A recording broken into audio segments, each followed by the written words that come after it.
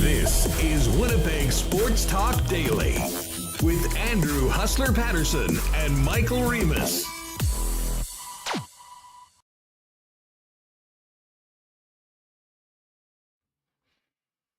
Hey, what's up, everybody? It is Friday. Welcome to Winnipeg Sports Talk Daily. Blue Bomber home opener and CFL kickoff tonight at IG Field. We are all over it, as well as a lot of interesting offseason news from around the National Hockey League. Loaded show today.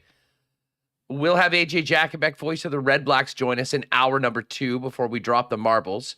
We will have Tait from the Winnipeg Blue Bombers and BlueBombers.com tee up the home side of things coming up in just a few minutes.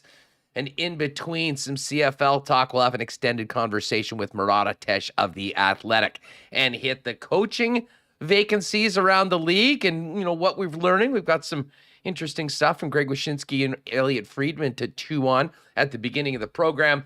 And Murat's latest piece as to what the return for Mark Scheifele would look like, kind of teaming up with a number of his athletic colleagues from around the league. So we've got lots to get to today.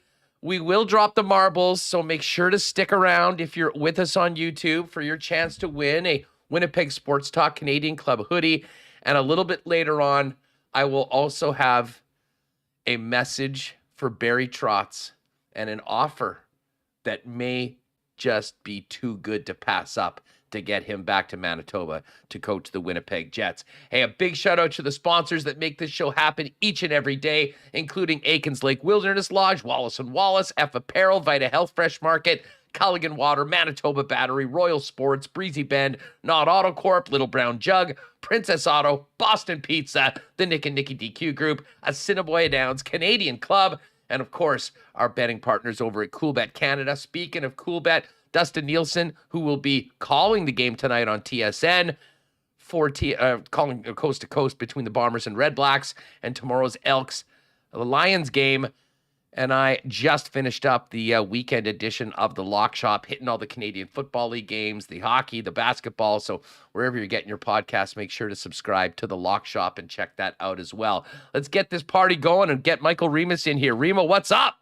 Hey, I'm pumped up. CFL underway. I had a great time watching the riveting, down to the wire Alouettes Stampeders game last night, as well the Tampa Bay Lightning doing it again in the final. You think the game's going to overtime, and they just score in the last 2 minutes. It's happened multiple times, robbing everyone of glorious overtime. Damn you, Tampa Bay. But it's a beautiful day out. The Bomber home opener is today, raising of another banner. So great day here in Winnipeg. I see you're dressed for the occasion. Yeah, exactly. I thought I'd pull out the Champs shirt today. I cannot wait to get there tonight. Shout out to my guy, Trevor Knott. Going to be going with some of the Knott crew this evening. So we'll look forward to seeing them at the game. And it is absolutely glorious outside. We've been waiting so long for weather like this. And unfortunately, looking at the forecast for the next week, it seems like it's going to be raining quite a bit.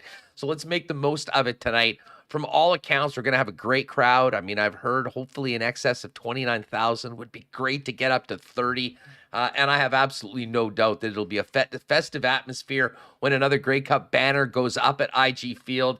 And then we'll see what the 2022 version of the Winnipeg Football Club looks like against our old friend Paul Appolice. That being said, Remo, I was actually, well, first and foremost, you know that I'm invested in Tampa in this series, so I wasn't upset to see Tampa score when they did. And as much as I, like everyone, loves overtime, I was glad that that game finished when it did, so we could focus in on the CFL kickoff game between Montreal and Calgary, which was an absolute thriller. What an awesome way to get the season going with a 3-point win for the Stamps over the Alouettes. A little QB controversy already in Calgary, might we have? That was a real fun way to kick off the season. Controversy. It's already been decided. Bo Levi, I don't know how you go with him going forward. The bad news for the Alouettes in that game. William Stanback, their star running back. I don't know if he broke his ankle or what, but he got carted off. I think there's some dispute of what their actual report is, but he's going to be a number of weeks. Bad. It looked bad. I'll just say that. It did not look good. Vernon Adams Jr. made some plays, but he also throws interceptions. He did that yesterday. And Bo Levi, he did not look good. His touch on the deep ball was not there. Couldn't connect with Kamar Jordan. I didn't think it went well, but Jake Mayer comes in 4 for 5, throws for 57 yards, leads them down, and kicks the winning field goal at the end. Riveting theater there. And yes, it was Vernon Adams had the 2 picks. Bo Levi had 21 for 34, 200 yards, like 199, sorry. 1 touchdown, 1 pick. I see Bad Mood Blake in chat says Bo Levi won't be the starter on Labor Day. Before that, I think we're showing signs that he wasn't the guy. We saw this last year.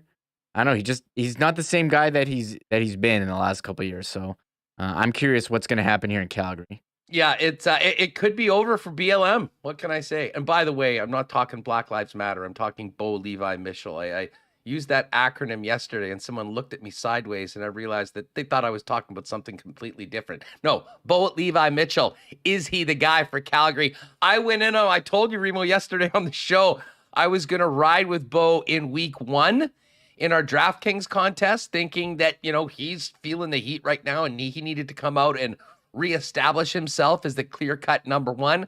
Well, he did not do that. He's on my personal suspended list for DraftKings the rest of the way.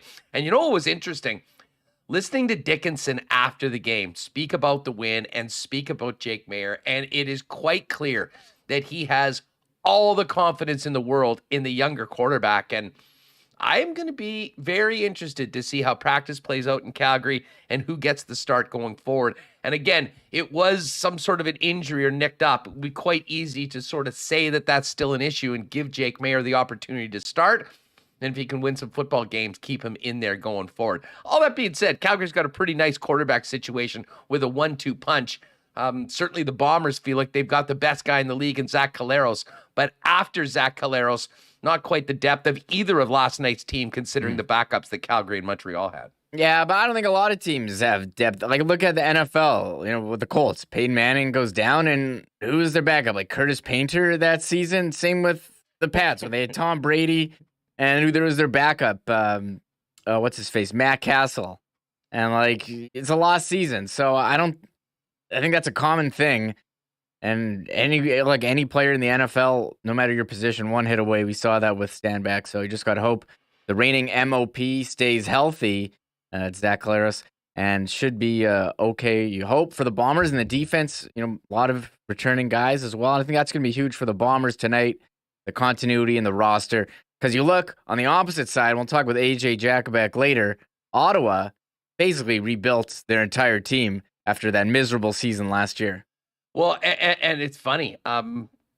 The line has really taken it's bottomed out. I mean, it was 9.5 yesterday, even when I was getting ready for the lock shop late last night. It's 7 right now. I think there's a lot of money that's coming on Ottawa, thinking that they're going to be much better. Although the Bombers and the Bomber defense has been so good at keeping teams to, a minimum amount of points. Although we'll see what this means and how they deal with out having Jackson Jeffcoat in addition to the loss of Stove Richardson, some of the other guys that left over the course of the offseason. Hey, a couple quick thank yous. B. Henderson, welcome. Great to have you with us. Thanks so much for becoming a member of the channel. Folks, if you do want to become, if you see all the guys with the green fonts and the microphones and the cool emojis, emotes in the chat, are members. It's $2 a month. Great way to support the channel. B. Henderson just got in there. B, thank you very much for doing this. And how's this for a message from John Sekulik? Andrew and Michael, you guys are both wonderful. Thanks. Cheers to you both for doing a solid job. If you could do a shout out to me, that would be awesome. Well, John, you give us compliments like that. Damn rights we'll give you a shout out. Welcome to the program. Thanks for being with us, and make sure to stick around. Maybe that compliment will give you some extra karma when it comes to the marbles a little later on tonight. But Remo, we're going to spend a lot of time talking about the Canadian Football League. Let's get to some of this off-season NHL talk, unless you want to get into the game a little bit more. I think we can maybe talk a little bit more about, Game 6 when we get into the Coolbet lines a little bit later on. Yes. I'm done with hockey, please. We're going to talk about the only thing that no one's talking about the game. The only thing I see on social media is that Ranger fan who sucker punched a Lightning fan walking out of the game. Absolutely disgusting. Disgusting. That was assault. The guy was arrested. It seemed like that Lightning fan was okay, but anyone who goes up to someone and does that, absolutely sick. This is sports. It's a game. It's supposed to be fun. You don't need to go punching anyone because your team lost. Absolutely disgusting. There's these psychopaths amongst us that, whether it is alcohol, whether it is, the anger of having your team lose, turns people into criminals. I mean, let's face it. That was criminal behavior last night. And if you haven't seen this, a guy basically is just walking out after the game, turns around and cold cocks a Lightning fan who was absolutely out. And, I had not seen that before you sent it to me late last night.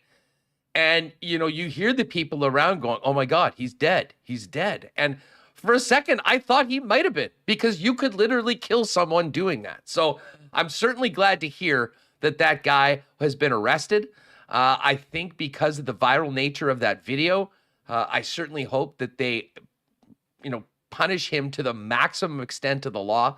And I hope they use that as some sort of an example for sports fans everywhere, that not only is bullshit, intolerable, but it also end your ass up in jail. Because I will say this, Reem, there has been really post-pandemic, after all the shutdowns and when sports came back, there has been a section of sports fandom that has gone even more extreme. And we've seen so many ugly incidents in crowds. We saw things actually on the court, for the NBA. We've seen a lot of fans do a lot of stupid things. And it's almost as if everyone forgot what it was like to behave in public over the course of the lockdown. But that was despicable. And listen, a lot of people talking about it. But the bottom line is, great to know that guy's been arrested, has been charged, and is going to have to pay the price. And obviously the guy apparently is okay. He was knocked out for about 5 minutes and then decided that didn't need any help and took off and probably went and celebrated the Lightning's win with a big black eye or something like that. Yeah, and you've heard about stuff like this before. I think it was what Dodgers and Giants have a big rivalry. It's pretty gross, but it's nice to see that guy getting help. Everyone stopping, like, just such a cowardly act. Yeah, going up to someone and just clocking them, not okay. I think this. Look at the game last night. That is literally the only thing I'm seeing about the game on Twitter. Not Palat scoring, with the end. Or I am also seeing gifs of Trouba trying to take Palat's head off and missing. Thankfully for Andre Palat, Trouba, big wrecking ball. I thought he caught that one. That one did look like a bit of a flying elbow from Trouba. He's got to watch out. It's kind of surprising he hasn't got popped for a few games here after taking everyone's head off in the playoff. Well, I mean, he didn't take anybody's head off last night. The guy ducked. Yeah, he ducked. Yeah. Well, what Crosby had to miss some games from that, and who get McKinnon earlier in the season. Max Domi. I don't know if that was necessarily Trouba, for the most part, is a very clean hitter, but my God, does he hit like a locomotive at times. Now, that's the good of Jacob Trouba, but there also is the bad at times, and sometimes it's puck management, and that was clearly a big part of the winning goal last night. I believe Jacob Trouba had the puck on his stick and was the last guy from the Rangers to have it on. And I would be lying, Remis, if I was sitting with the guys watching the game and it didn't spark memories of maybe the darkest moment in Jacob Trouba's Winnipeg Jets career, with another Game 5 incident and a brain cramp trying to just wait it out. Okay, here's speaking of that, here's a tweet from Bar Down today. What's a hockey screenshot that still gives you nightmares? Now, it wasn't Trouba from last night. It was Ryan Strome at the side of the net with a seemingly wide open cage. And my response is, well, I have a number of options here I can go with. My screenshot was, where was it? Yes, here it is. Kevin Hayes taking the puck out of the net in Game 5. And as you said, Trouba, I mean, I could have gone with, I mean, they showed a goal that wasn't, so I went with the goal. But the other option was Trouba behind the net. And shout out to Kyle, who tweeted this at me. And here he is with 25 seconds left in Game 5.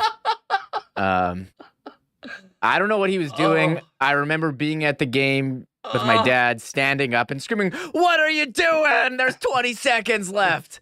And we all know that Jaden Schwartz scored the winner shortly after, and we didn't get overtime in Game 5. And the Blues went on to win the cup. So, Kyle, sorry to bring up great painful Photoshop memories. work with the infamous LeBron James, J.R. Smith incident from the finals that year.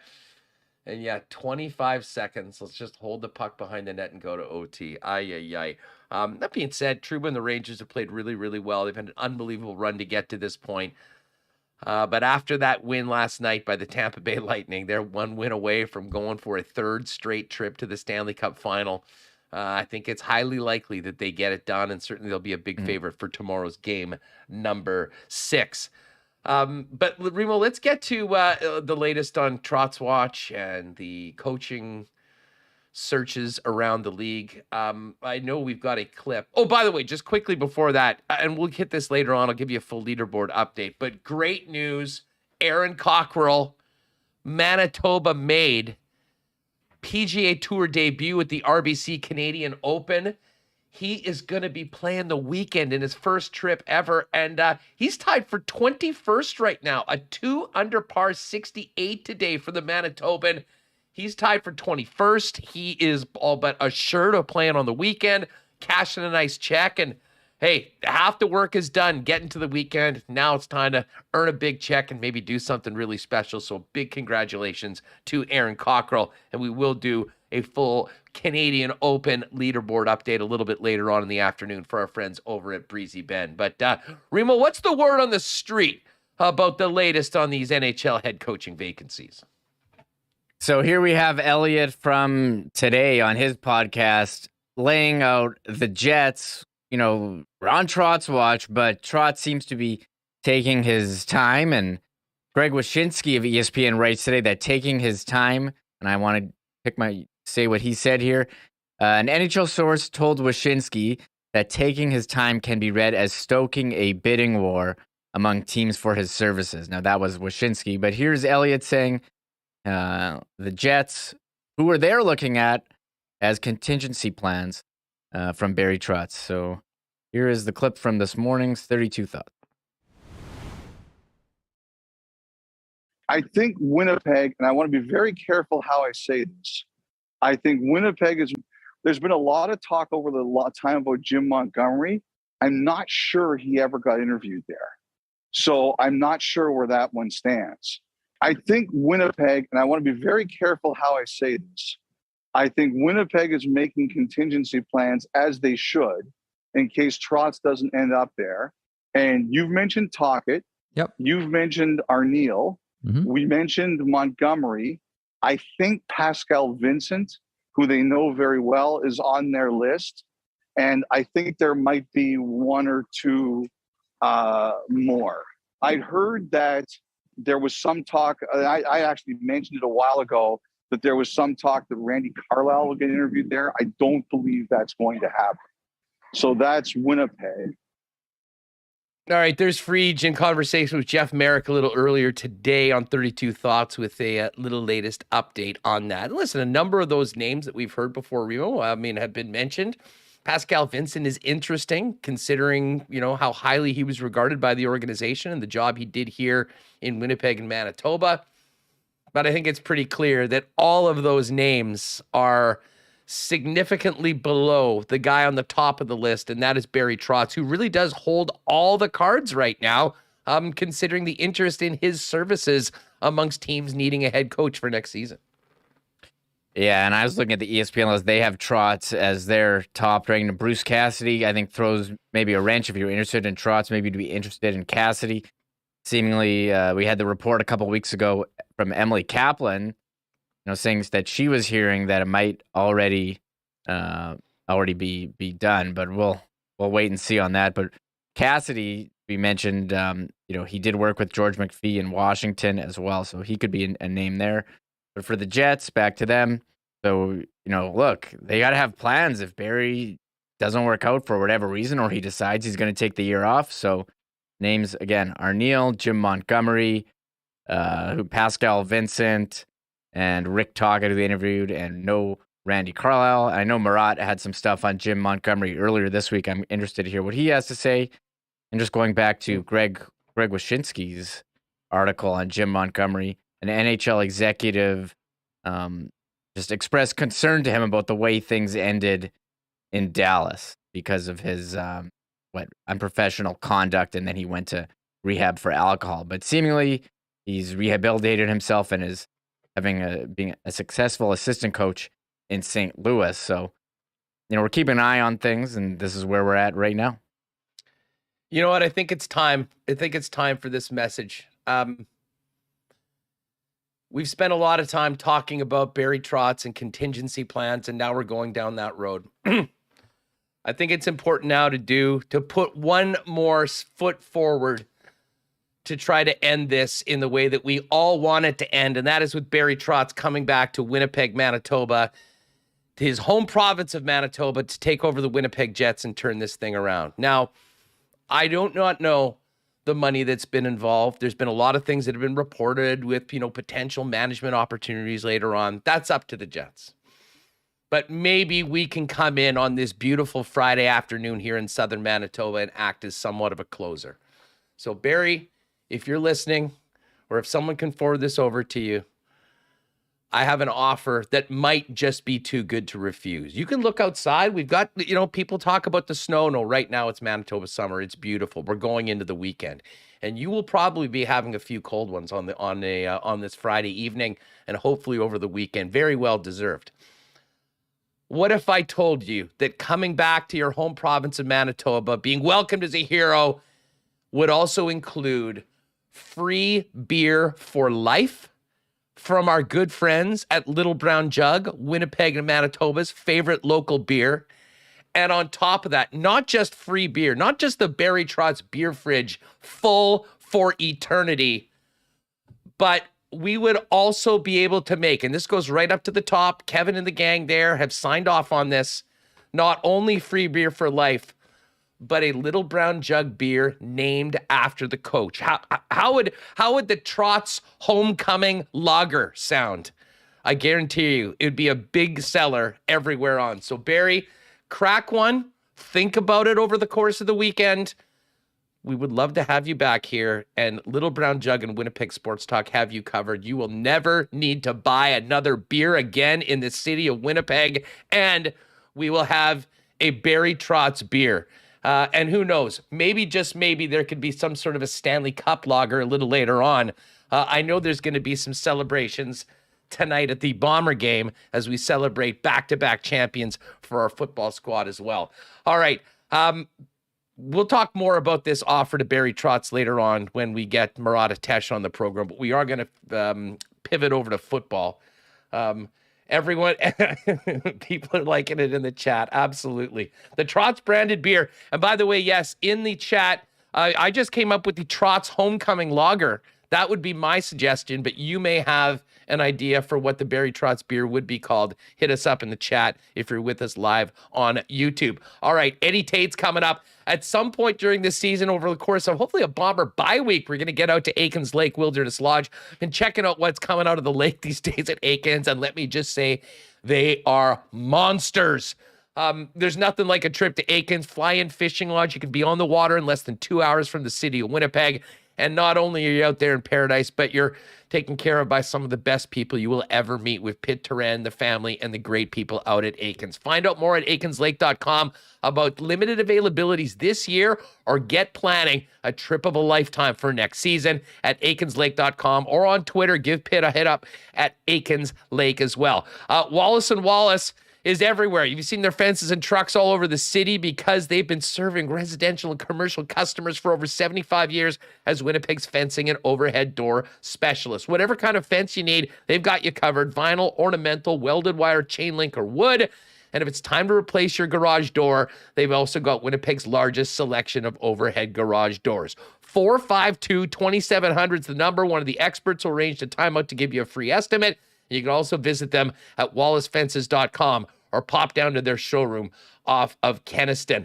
The gang at Vita Health Fresh Market's ready for the weekend. You want to get some great healthy stuff to throw on the barbecue?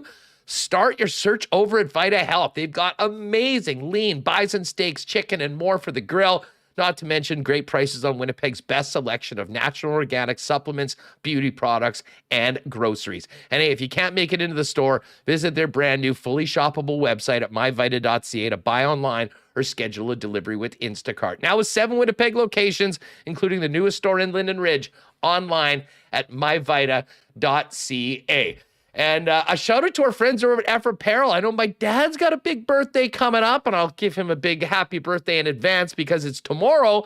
And I know he was in for a fitting, getting some new duds at F yesterday. Of course, F Apparel is the go-to spot for men for custom suits beginning at just $400. They've got all the swatches and styles for summer. They're available for you. And of course, every guy needs at least one suit that fits and looks great, and F will take care of you from top to bottom. Pop down and see him at 190 Smith Street. And if you are involved in a wedding or planning one, talk to Andrew and the gang about a 15% discount for your entire wedding party when you get your suits at F Apparel. Hit them up online at fepapparel.com. All right, we'll get back to some hockey talk with Murat a little later on. AJ Jakubec, voice of the Redblacks, will join us as well. But right now, let's welcome in Eddie Tait from BlueBombers.com to get ready for kickoff tonight. Edward, what's up? How are you, Huss? How are you, Remo? Oh, we're awesome. We're fired up for the game tonight. I mean, it couldn't have really worked out much better. I mean, probably the nicest day we've had in 8 or 9 months to welcome the champs back, to welcome a new Grey Cup banner to IG Field, and maybe most importantly, welcome 30,000 people to the ballpark tonight for the kickoff of CFL season. And that's all coming off a pretty great start to the year last night with a real exciting game between Montreal and Calgary. Yeah, that was a dandy game. You know, there was so much commentary last year about the games being dull and the scoring being down. I really enjoyed that game last night. There's a lot going on. I know a lot of people had said that Calgary might challenge Winnipeg in the West. I to be honest, I know they won. I wasn't overly impressed with what happened with them last night, but there's going to be a lot of that in the first week. We'll see how the Bombers look tonight against this revamped Ottawa team. Should be fun. Obviously you've got a unique level of access in and around the club. I mean, what's the vibe around the building, both with the staff and maybe most importantly amongst the team as training camp's finished, the preseason's over. Now it's time to get after it for real. There's I'm tempted to say it's business as usual, but it's really, I mean, you and I have been around this team for a while, Huss. It's not really usual right now, is it? I mean, these are unprecedented times. I think there's an excitement. I think everybody's going about their business. They want to get the banner unveiling done and then get down to business, right? But I was thinking about this earlier about we're kind of really in unprecedented times. There were so many years there for the Reinbold years and then, the Mike Kelly years and when the stadium opened about how bad this football team was. And I think we should all, the Bombers aren't going to do this because that's not their way, but I think we should all take a step back and really soak this up, like 19-1 in your last 20 games at IG Field. Team hasn't had a chance to win 3 in a row. The last time a team won 2 in a row was 1961-62. The Bombers have the best home record in the CFL since 2017. I think we should soak this up, because there were a lot of days when we went to IG Field when it first opened up and it was over at halftime for the other guys. 19-1 in the last 20. What was the loss? It was to Hamilton in October of 2019. I think Chris Streveler started that game. It was just after they had made the trade for Zach Collaros. Yeah, so 19-1. It's the best stretch at home since 1983 to 86 when they went 27-1, including some playoff wins. So, like I keep saying, let's enjoy this, man, because this is fun stuff. Well, you know what? I couldn't agree more, Ed. And now that you bring it up, I mean, this is maybe a good time to talk about it because I think we'll get into the minutia of the day-to-day and game-to-game throughout the season. But we are embarking on a season that, and Mike O'Shea will say, hey, this is a new year. It's a new group. I mean, we know all that. That being said, the core, starting with the leader, Mike O'Shea, has the potential of doing something incredibly special and historic. I mean, it hadn't been done since the 80s and those great Eskimo teams with Warren Moon. And I'll say this, Mike O'Shea himself, and you talk about not wanting to talk about it or admit to it, he wouldn't do that at all. If this team can do what they did that many expect them to do, stay at the top of the league and win another championship. I mean, Mike O'Shea himself, never mind many of the stars on this team, I think propel themselves into a special pantheon, not of Bomber history, but of Canadian Football League history. And again, he'd be embarrassed and wouldn't want to talk about it. But I mean, the job that he and that entire staff has done has put them in a position that I don't think even the most optimistic Bomber fan walking this green earth could have imagined 3 or 4 years ago. No, you're right. I mean, I go back to 2016. I had just started at the club, and remember, Drew Willie was the quarterback to open the year, and the team was 1-4, and there was all kinds of, people were clamoring for Mike O'Shea to be fired, and Wade pressed the pause button on that. I'm not sure how much he even considered it, but man, was that ever a good non-decision or a decision to stick with Mike, because you could see things changing. And then when they made the quarterback change to Matt Nichols, that started something. Andrew Harris had come aboard that year and helped change the culture around. You're right. There's only 2 coaches in Bomber history that have more wins than Mike O'Shea, and it's Bud Grant and Cal Murphy. And those 2 guys have statues out front of IG Field. So, if he wins another one here, as you said, it hasn't been done in this league since Edmonton won 5 in a row from 78 to 82. There's only been 2 teams since then that had a chance to three-peat. The 97 Argos had won in 96 and 97, and then the Alouettes in 2009 and 2010. I did some research on this earlier in the week for a piece on our site. That Argo team in 97 that had a chance to three-peat in 98 was just decimated by guys going to the NFL, including Doug Flutie. He went to the Buffalo Bills, and then I think they had 9 All-Stars and 6 had moved on, including a couple to the NFL. Mike Vanderjagt, people will remember him, the idiot kicker, right? That Peyton referred to. And then when Montreal won in 2010, remember they barely beat Saskatchewan in one Grey Cup. That was the infamous 13th man. And the next one, it was really close, and they had been in a decline.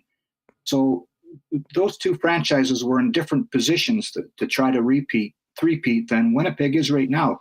As you said earlier, this team has a lot of the key pieces back, and it's just, again, I keep saying this, but there's a business as usual kind of vibe around there, and it's what Jake Thomas said earlier in the week. This team just expects to win all the time, and that's a dramatic change from, say, 5-6 years ago. Well, for sure. And, I see some people in the chat kind of comparing what the Bombers have done to the Tampa Bay Lightning, and obviously it's very different. The way the teams are built, the sports are different, but we've seen from the Lightning, with their backs against the wall, they are able to raise their level to do what needs to be done and get a win. I think about what the Bombers did in the Grey Cup. I mean, very similarly.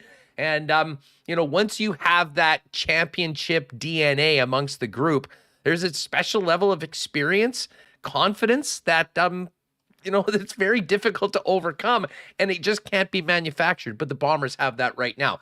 Ed, you mentioned the players that are back, and, we talk about Big Hill and Willie J. Of course, no Jackson Jeffcoat tonight, which could be a factor. But you've been around camp each and every day. For folks that, maybe didn't see the preseason or haven't paid too much attention, when they get to the park tonight, who are the new guys that might stand out? I mean, let's talk a little bit about the newcomers that have taken up a few important spots of some departed members of last year's championship team. Sure. Okay. Let's start on offense. Jeff Gray, who people know will replace Drew Desjardins at left guard. So that seems to have already been a pretty seamless transition. Dalton Schoen is one of the new receivers. He was a walk-on at K-State. He had a look from the LA Chargers and the Kansas City Chiefs. That's his hometown a few years ago. They really like him. He's He's quick. He looks like kind of a rookie version of Greg Ellingson, who's the other new receiver in this team. So those two guys are replacing Darvin Adams and Kenny Lawler, and the early signs are pretty good. We won't know until tonight what kind of chemistry they've developed with Zach Collaros, but it's looked pretty good at practice. And then on defense, you mentioned no Jackson Jeffcoat tonight. That does sting, but they've got a young guy named LB Mack III who played at Rhode Island, came straight from college, and he's like 6 feet 240, so he's a bit small for an end, especially compared to Willie Jefferson. But man, he gets under tackles and he just gets in the backfield in a hurry. So keep an eye on him. And then in the secondary, Taekwon Glass will replace DeAndre Alford, who went to the Atlanta Falcons. He's an experienced CFL guy with Edmonton and Montreal. You've got Malcolm Thompson at safety replacing an injured Brandon Alexander. And I'll tell you what, in the 2 preseason games, he was scary in how he lit up some people. So that could be a nice presence to have in the backfield as they try to tread some water for a while until Brandon Alexander gets back. And then there's a new dime. So Alden Darby left in free agency. The Bombers thought they had the replacement in Mercy Maston, who was so important in 2019, but he blew his Achilles out in training camp. And a new guy named Donald Rutledge Jr., big for a dime back, but he can cover and he can bring the hits too. So that's another guy to keep an eye on. And, that seems like an awful lot of change, but in this league, it really isn't because of there's so many 1-year contracts and free agency, such a carousel of talent moving around. To have that many returning pieces back, besides those guys that I just mentioned, is pretty impressive. Well, and I mean, we all knew coming into the season that Brandon Alexander would not be available at the beginning of the season, and the BA continues to rehab and bounce back. I know he's on the 6th game. Any idea what the expectations, maybe let's be optimistic. I mean, what would be a good scenario for the Bombers to get BA back in the lineup? But what sort of timelines are we talking here? Well, I haven't really heard anything. He was at practice yesterday, the walkthrough practice, and he was running sprints in the end zone, but I think they're going to be really careful with this. I'm just going to say that I'd be surprised if he played the first third of the season. I wouldn't be the least bit surprised if we're talking about late August, early September, maybe even later, because they want to make sure this is right. And Malcolm Thompson and then Nick Hallett, they like what they have there, and they can also move some pieces around if they have some struggles and maybe playing an American there. So they're going to be really careful with BA. He's there every day. They talk about his leadership and how he kind of pulls these guys along. Even the new guys are saying how impressed they've been with him. I know he's dying to get out there, but they're going to really, really be careful with this one. Eddie, you mentioned Andrew Harris earlier. I mean, no one will ever be able to overstate his importance to this organization. I maintain he might be the most impactful free agent signing in Canadian history. That being said, he's not here anymore. And It's Brady Oliveira, it's Johnny Augustine in the backfield. What have you seen from them so far with this new opportunity to sort of move up the depth chart? And how do you see things working on offense? Will it be Brady and mostly Brady and then mix in Johnny, or will it maybe be some more of a two-headed monster? Or can we deduce anything from practice and preseason before we really get going when the live bullets go tonight? Yeah, I would have said a couple weeks ago, especially after the first preseason game here, that it could be a kind of a duo or a tandem out of the backfield. But over the last few days in practice, it's been mostly Brady getting a lot of the work. And so it could be that they're just going to go with one guy for a while. We've always talked about how a running back wants the touches. Sometimes guys think that they don't really get into a groove until they get 10, 12, 15 carries. And so if you're, rotating in one running back for one series and then another one for the next, that might not be the best thing. They do like their depth there. Talked to Brady earlier this week. At the end of last year, he was 230 pounds. And he's always been seen as a north-south kind of guy that will run over people. And he wants to still be that, but also be the kind of guy that can run away from people. So he's down to about 215 now, and he says he feels awesome. So he's had a really good camp. And then to have Johnny Augustine with his gaudy average behind him, I think he averaged almost 7 yards a carry last year. It is a really intriguing option for these guys. There's not going to be a dramatic drop-off no matter who's in the backfield. And I think the Bombers, because of their offensive line, are still going to pound the football, and that's just the way they call it bully ball because of the way they control the line of scrimmage. And I think we're going to see a lot of that again. Well, and for both of those young men, you couldn't be in a better situation behind those big guys up front to try to establish yourself as a go-to guy in the backfield in the Canadian Football League than right here in Winnipeg. Eddie, the kicking game last year was one of the real interesting topics. I mean, and I know often it was the difference between winning by 24 and 19, but we knew it would be something that would be impactful late in the year, and sure enough it was, and Sergio Castillo, for many people's opinions, could have maybe been the most valuable player of the Grey Cup. How did Mark Leggio win the job, and how do you think this plays out? Yeah, you're right about Castillo. He would have been my vote for MVP. That's not to take anything away from the rally that Zach Collaros led and him being selected, but Castillo was amazing that day with 5 field goals in those awful conditions. It was way windier than people thought. It's a good question about how did Mark Leggio win the job, because I'm not sure that I have a clear answer. I don't think there was a noticeable difference between the two of them, Mark and Ali Murtada, in training camp. Murtada did miss a convert in the one preseason game. They only tried 1 field goal in 2 preseason games, and it was only an 18-yarder. But I think that it's all about consistency at that position, right? And we saw the struggles that those guys had last year.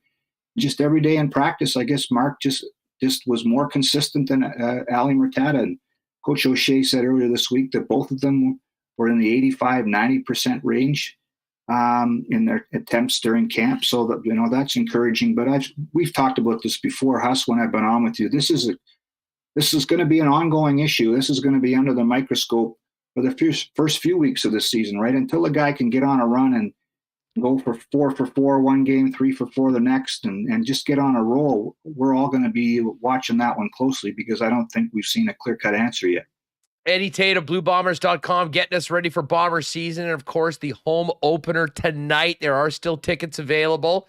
And remember, Willie Jefferson came on earlier. If you go to BlueBombers.com/Willie, you can get your ticket. And Willie will get your first cold one on him, and you'll be entered to win an autographed jersey as well. So if you haven't counted yourself in, take a look outside, realize that you've made a grave mistake, and hopefully we'll see you tonight at IG Field. Eddie, what are we going to see on the other side of the football other than a familiar face in Paul LaPolice?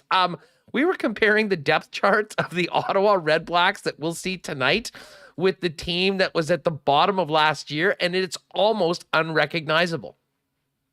Yeah, and that's a good thing if you're an Ottawa Redblacks fan, right? Because they were putrid last year. Good point. They were terrible. Their new GM, Sean Burke, came over from Hamilton, and he deserves a lot of credit because they could have tinkered here and there, added a piece like Jeremiah Mazzoli, the quarterback, just by himself would have made this team better. But they didn't stop there. They added receivers. They're way better on the offensive line. They've added some big pieces in the secondary. Like, they're so much better. I've seen some people predict that they could win the East Division, which seems crazy, even in this league. That you could go from 3 wins to, winning the division. DT, the new voice of the Bombers, right, was on with us earlier this week and said, he thinks the value on the board right now is Ottawa and that they very well could. And just speaking to the parity in the East quickly, Ed, usually the bookies know what they're doing because they're the ones putting the risk out. The win total in the East Division for all 4 teams is either 8.5 games or 9.5 games, which tells me, unlike any recent season I can remember, the East is wide open, and there is not a team or two that we expect to just be brutal. Yeah.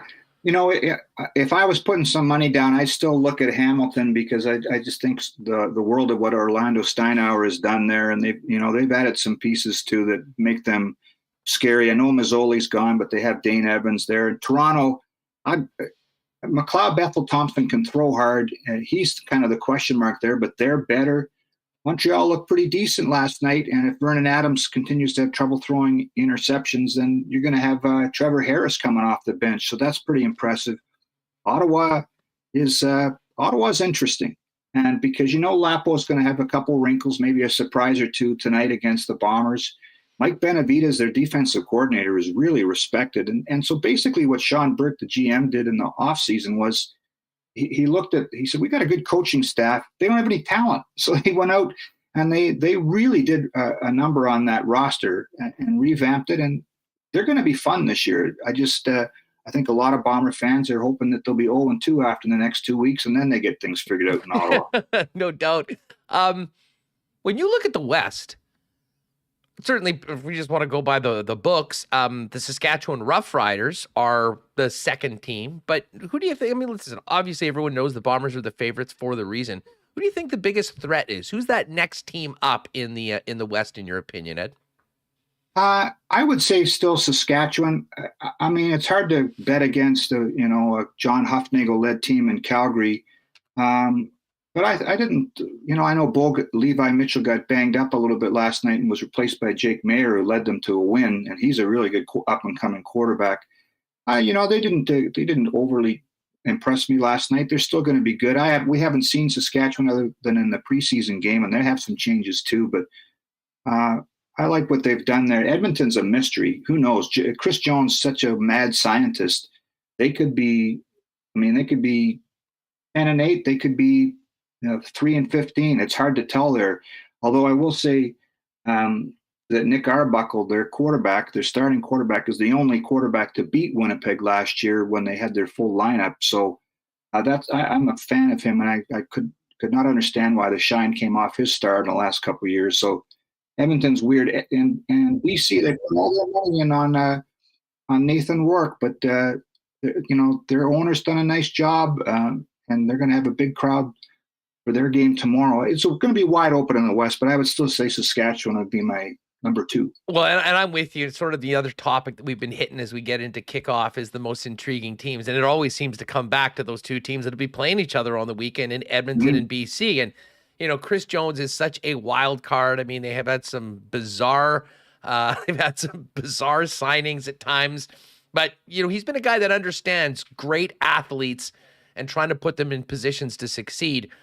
And then there's BC, and BC has spent big money on a number of positions outside of quarterback, and you've got a Canadian tandem for the first time in, we're probably going back 40, 50 years at least, Ed, in this. The BC itself is a team that, I think has a lot of potential, but if they actually could be good, not only for the market and the work that they're doing, trying to reestablish that fan base, for Canadian football and Canadian football players, I think there'll be a lot of people without any skin in the game hoping that Rourke and the BC Lions can be competitive this year for what that would mean for the growth of Canadian football at a grassroots level and certainly at U Sports. Yeah, I'm with you on that. Steve Daniel, the CFL statistician, had something. I don't have it in front of me, but I don't think there's ever been a 1-2 of Canadians at quarterback in this league dating back to when it officially became the Canadian Football League in 1958. So that's saying something. We're all going to be cheering for him and Michael O'Connor. I thought both of them looked pretty good in the preseason. There's something about Nathan Rourke. I mean, we don't see him up close every day like those guys on the West Coast do. But there's a lot of people that say, hey, this guy's good. This guy's going to do some things. They've got some really cool players around him. You think of Brian Burnham and Lucky Whitehead. I think they've shored up their offensive line a little bit.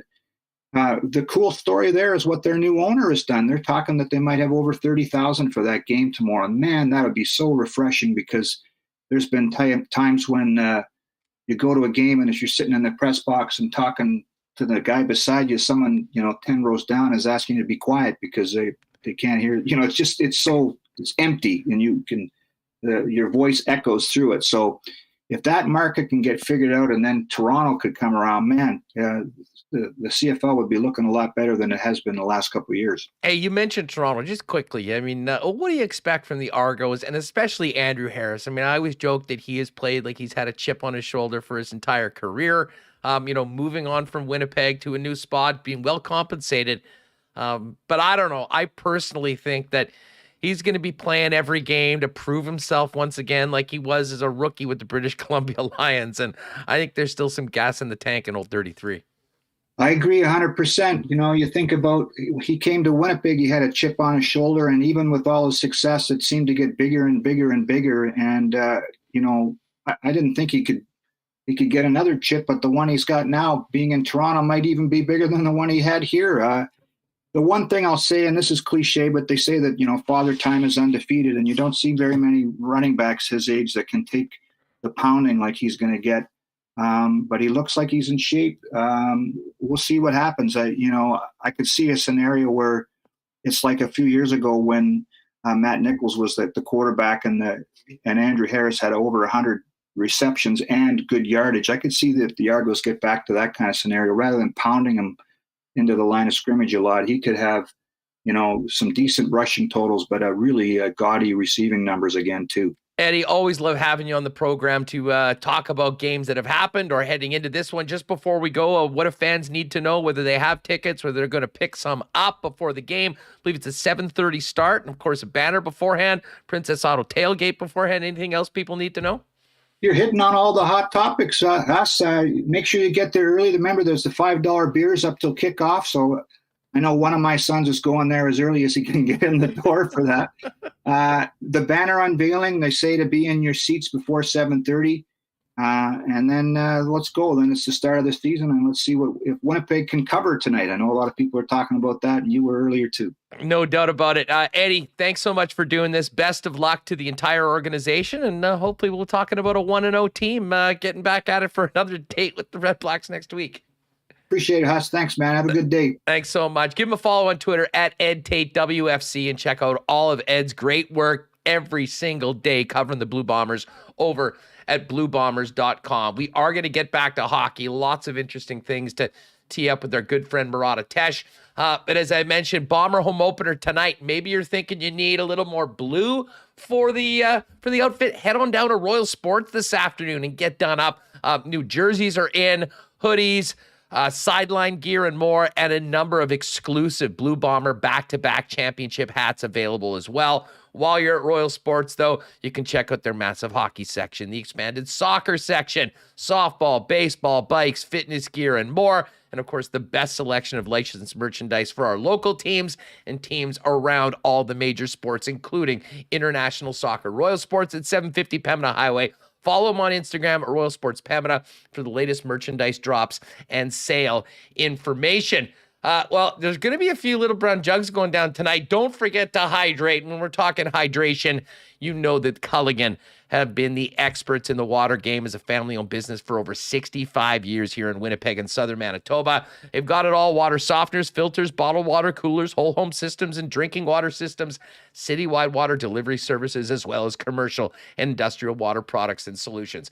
Visit them down at 1200 Sargent Avenue or online at drinkculligan.com. or give them a call at 694-5180.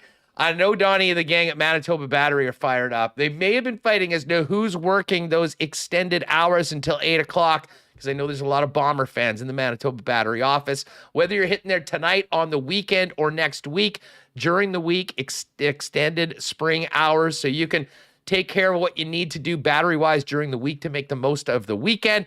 And the bottom line is, if you need a battery for anything when it comes to a hot rod, a golf cart, a boats, to do whatever, Manitoba Battery has it all, and you'll save time and money as opposed to wasting it with a trip to one of the big box stores like Costco and Canadian Tire. Manitoba Batteries at 1026 Logan Avenue, 783-8787, and you can check them out online at manitobabattery.com. And hey, just before we bring in Murat, we'll do a quick Breezy Bend leaderboard update from our national championship, the RBC Canadian Open. Of course, check out breezybend.ca for all the information about making Breezy your home for your golfing home for your family in the future. Or talk to our good friend Corey Johnson over at Breezy Bend about getting on that waiting list. Matty Fitzpatrick is in the lead right now, tied with Wyndham Clark at 7 under par. A group of 3 golfers: Alex Smalley, Charlie Hoffman, the Hoff, with a big round today. Hoff's at 5 under. Keith Mitchell and Alex Smalley at 6 under. and a number of players at 4 under, including world number 1 Scotty Scheffler and my guy Tony Finau. But what everyone is around here, the chat's talking about, as well as Manitoba Golf, is our guy Aaron Cockrell. Came over from the European Tour, making his PGA Tour debut. A 2 under 68 today. Cockrell's tied for 22nd and will be playing the weekend, making the cut in his first ever PGA Tour event. All right, let's get to some hockey and welcome in Murat of The Athletic as we get ready for the weekend. What's going on? How are you? Hey, Huss, I'm doing well. Getting ready for a solid Friday in my world. How are things? This is a weird slot for me. I feel casual. Like, this is the casual Friday day. You know what? Perfect. You can hang around. We'll give you a marble in the marble race at the end, and we'll have some fun. Listen, I'm great. Although we may have made your job a little more boring over the next little while earlier today, Murat, because we've known there's a lot of talk about, Barry Trotz and making his decisions. I think I and our friends at Little Brown Jug have come in as the closers on this. We made the official announcement today that if Barry will come back to Manitoba, he is getting free beer for life and a beer named after the coach. We're working on a few. There's the Trotz Homecoming Lager, the Trotz Prairie Pilsner, the Trotz Dauphin Draft. He can figure out whatever the heck he wants to call it. Well, the experts at Little Brown Jug will make it happen. But I mean, listen, I don't know how a good Manitoba guy could overlook the opportunity to come back, turn a team around in his home province, and have free beer for life and his own beer from our favorites over at Little Brown Jug. I mean, I love it. Barry's Brew, right? Like, yes, there's another one. Barry's Brew. I love every bit of this. I'm here for it. I'll buy a case. What can I say though? Like, I am a little upset that you didn't rope me in to write like some sort of release or an announcement. The Athletic exclusive. We could do some sponsorship thing. I could get a case or two sent my way. It's breaking news right now. Feel free to run with it. You're the first guy we've talked about it. We just sort of dropped it on the show today. But jokes aside, and that's not a joke, by the way, Barry, if you're watching, the beer fridge will be full for eternity, and it can have your face on it as well. And wouldn't that be nice to be cracking a few of those after some big wins downtown? That being said, it is somewhat quiet, and it sure does sound, hearing people around the league, that Barry Trotz still holds all the cards. And we've added Bruce Cassidy to the coaching carousel available. Certainly sounds like he wants to coach. But everything is somewhat in limbo, Murat. Are you surprised that at least 1 or 2 teams haven't moved forward and got their guy yet? It's interesting. I guess the idea is that Barry Trotz does, in fact, hold the cards and is the number 1 free agent for so many people, right? This isn't something we've made up as Manitobans that this Dauphin Kings hero can come back. There'll be a homecoming. There'll be Barry's Brew. All of that. We didn't invent the idea of Barry Trotz as a great coach, and I think that he's seen that way by a lot of folks. And it seems that he is, honest to goodness, taking time. And what I perceive from that sort of thing, from that side of things, is that he's going to keep taking time. That Barry Trotz, when it comes to talking about offers, term, money, locations, finalizing decisions, I still think it's too soon for that.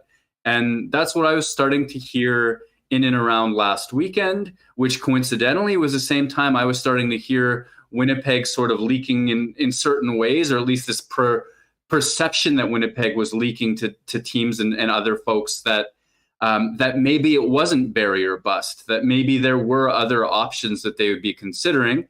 Same night, Saturday night last week, Elliot Friedman mentions Jim Montgomery as somebody who Winnipeg might reach out to. And, I have sources confirming that that's a pretty high priority item for Winnipeg, that's somebody that that Winnipeg feels very strongly about or feels good about.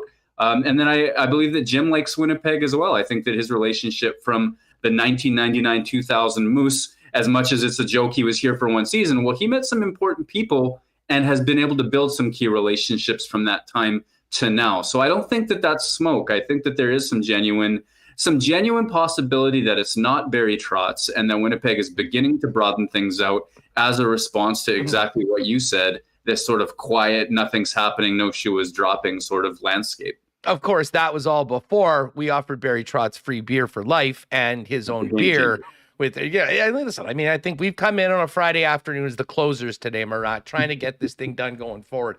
What do you make of Cassidy as a coach? How surprised were you? I was stunned that he was let go. And I think there's maybe some more things behind the scenes going on in Boston that maybe will come out later on in the summer. But where does Cassidy stand amongst your power poll behind Barry Trotz for, any of the coaching vacancies for that matter?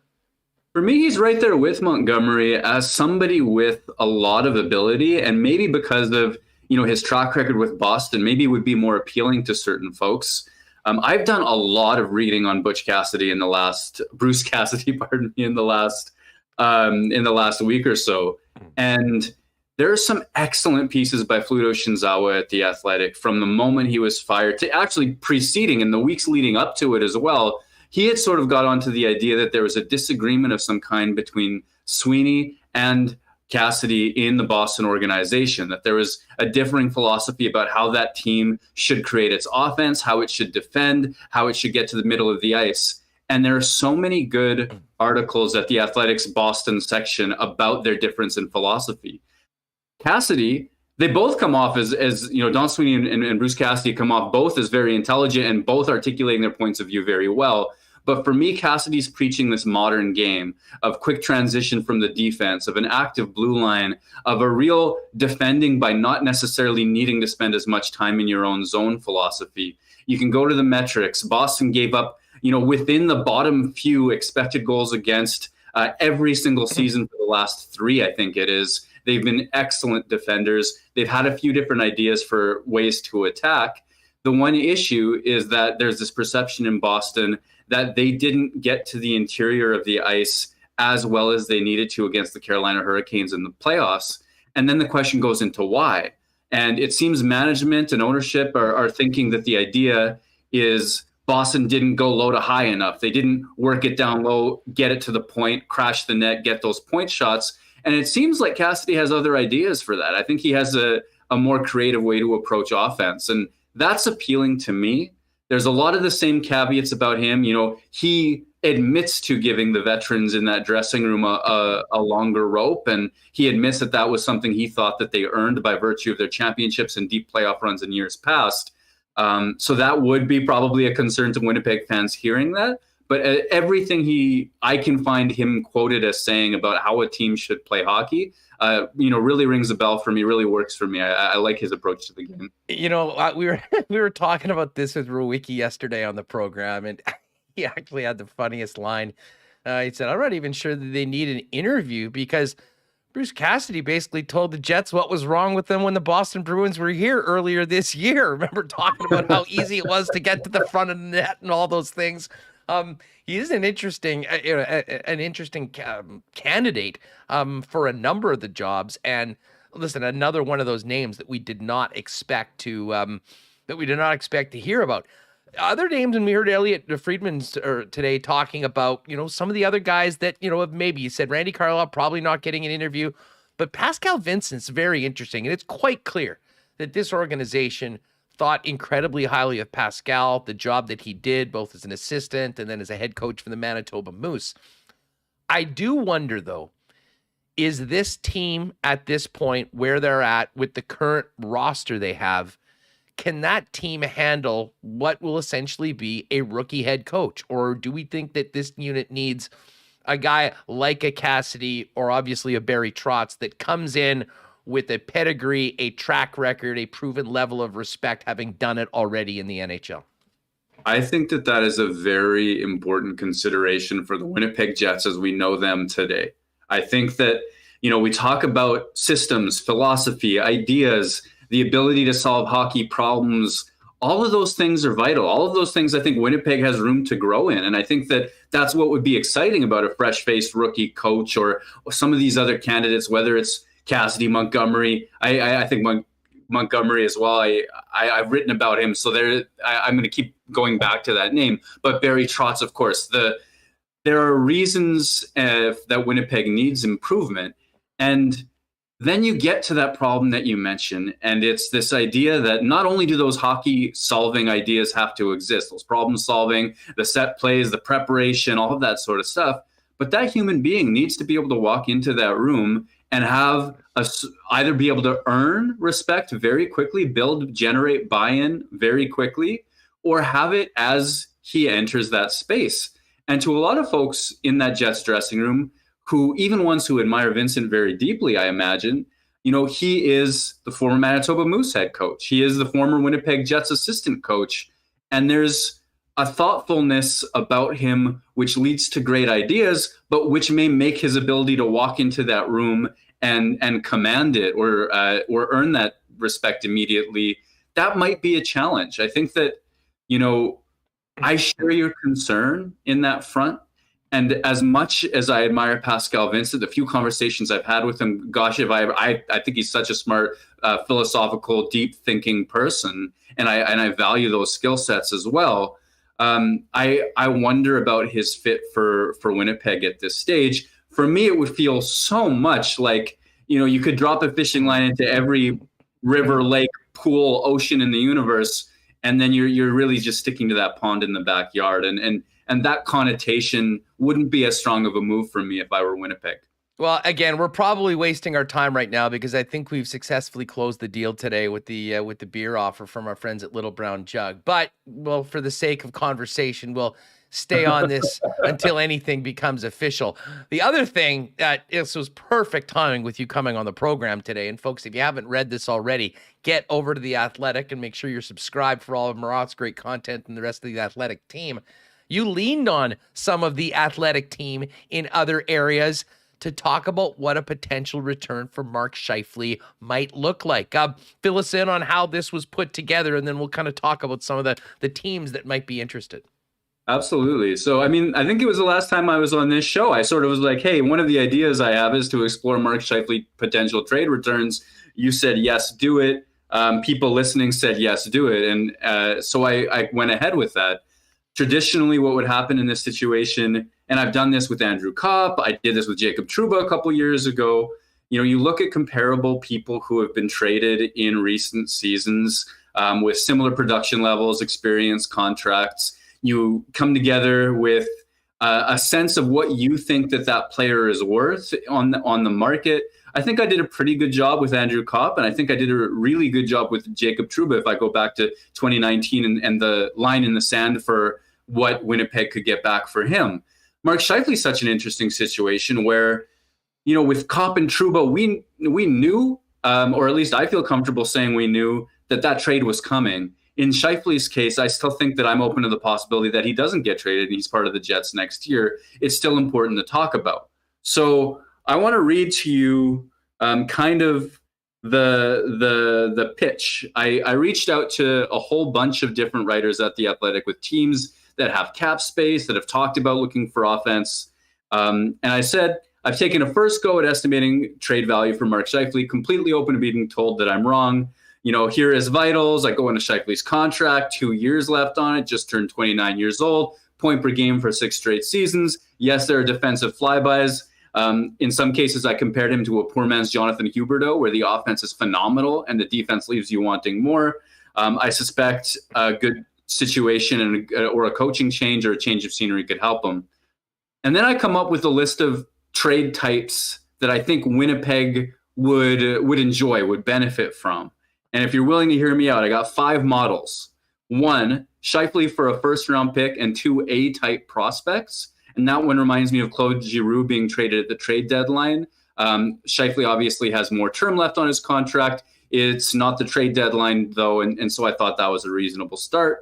Scheifele for a first-round pick and an early 20s player who could project as a second-line center or moving forward from there. Same deal, a first-round pick or somebody who could serve as a top 4 defenseman with room for growth. An established top 4D like an Ivan Provorov, for example. And also a Scheifele for Scheifele, a situation where maybe there's someone else in another market with 2 years left on their deal, but it's a good deal. They're a productive player, all of that sort of stuff. And these are the types of things that I personally thought would be good jumping off points for trade conversations and what Winnipeg could get. And what I found was that a lot of people, at least the writers around the league, are really cautious at 2 years left of a 29-year-old center known only for or primarily for offense. And if you read the piece, I was a bit humbled and disappointed, I would say, by the trade returns thrown around for Mark Scheifele. No, I saw the way you prefaced it before people went and started to read it. So we were sort of prepared. And I'll say this. I think we always at times somewhat overvalue what we see on a daily basis. And I don't think that's unique here. I would say the same thing in all the other markets. So when you're having these conversations, everyone is beginning from a position, not necessarily in the middle, but either on one side or the other. And the art of making a deal and the general managers are kind of getting to that spot that probably is a little bit more different. But what was the feedback? I mean, have we overestimated Scheifele's value in the National Hockey League just based on his points? Is there a reputation that's been damaged that has hampered his value? I'm interested in the feedback before we get to actually what was in these quote unquote offers as to what the word outside of Winnipeg is on Mark Scheifele. And I mean, are they trading him at a low, or does the production and the contract outdo anything that might be negative or risk when it comes to 55? Yeah, I mean, that's a great question because, at Scheifele's contract, 6.125, he can score like he does and give back defensively, and he's still a valuable player. And I want that to be clear as well from my perspective. But going around the league and talking to folks, I do think that there's a little bit of a leaning on recent history, and certainly their viewings of Scheifele over the last couple of years during the regular season, the defensive effort and impact hasn't been there. And I think that folks are leaning on that pretty heavily, and maybe not looking back to that 20-point, 14-goal season or playoff round that he had in 2017-18 during Winnipeg's run of the Western Conference Final, maybe not valuing the offensive production, which is very real as well. The coldest, iciest thing that I received in response to, hey, we got a top center, on the market, who would be interested in that. One response, who I won't attribute, said, well, hey, if we acquire Mark Scheifele, won't we still need a top center? And there were people who agreed with that perspective, that the shine has really come off and the defensive misgivings have really sort of taken over in some people's perspectives. And I think it's important to acknowledge that there are reasons to think his value isn't astronomical. 29 years old, his next contract will be well into his 30s. He'll probably be looking to get paid. Most of his value comes in points. There are defensive issues, all that sort of stuff. But I also think it's important not to get too carried away with that, because guys who can play the kind of minutes that he has and who have put up a point per game over 6 consecutive seasons, still doing it, even in a so-called disappointing offensive season, he crossed the point per game threshold. There are a lot of reasons to think that somewhere in this league, there are multiple general managers who value him more than perhaps my colleagues did in today's piece, or it's on me and I'm the one getting this wrong and Scheifele's not worth as much as I think he is. Okay, let's get back to the way you laid out the potential types of returns for the Winnipeg Jets. In your opinion, if you're Kevin Cheveldayoff, which one of those scenarios is best for the Winnipeg Jets in their current situation? Is it leaning more on futures and getting another first-round pick, or are you looking for maybe a 1-for-1 or a 1-for-2 of not prospects, not the future, but guys you can hopefully come in and maybe in a different way than Mark Scheifele was, but help the Winnipeg Jets win games and be better in the areas that they think they need to improve in? Look, if the plan is to win now, which I believe that it is, like let's say Scheifele gets traded and Dubois is in the fold, there have been no issues. Perhaps there's even a long-term contract there, right? This is an important consideration, is that Scheifele doesn't exist in a vacuum. There's team building. But if this team is trying to be competitive and trading Mark Scheifele, they need a center. They absolutely need a center, not a prospect, not a maybe, not a third line who could be a second line someday, but they need if not a 1B type, somebody who can fill that second line role. Now, does that come specifically as part of the trade return? Does that come somehow on the free agent market or what have you? I'm not sure, but they can't go into next season with Cole Perfetti as their second line center without an upgrade at wing to make that whole thing work. Or Adam Lowry or David Gustafsson, or you could go through the various options that have played center for the Winnipeg Jets. So they would need that help. So my perspective is the easiest, in quotes, because it's not easy, trade return that works for the Winnipeg Jets if they're trying to compete is built around an early 20s established NHL player who isn't as good as Scheifele, but can fill that second line role and perhaps grow a little from there, plus futures of some kind, because on in a one-for-one situation, I would hold Scheifele's value as greater than that. You can look at the same type of model involving a defenseman, but Winnipeg has so many defensemen that they're already in that situation. Sure, they could take the upgrade, but then that necessitates a second trade or some other wheeling and dealing. I really think that if there's some type of center acquisition plus futures, that's how you survive a Scheifele trade for the time being and still try to win. What do you think the likelihood, if they do get some sort of a deal, that it's bigger than just Mark Scheifele?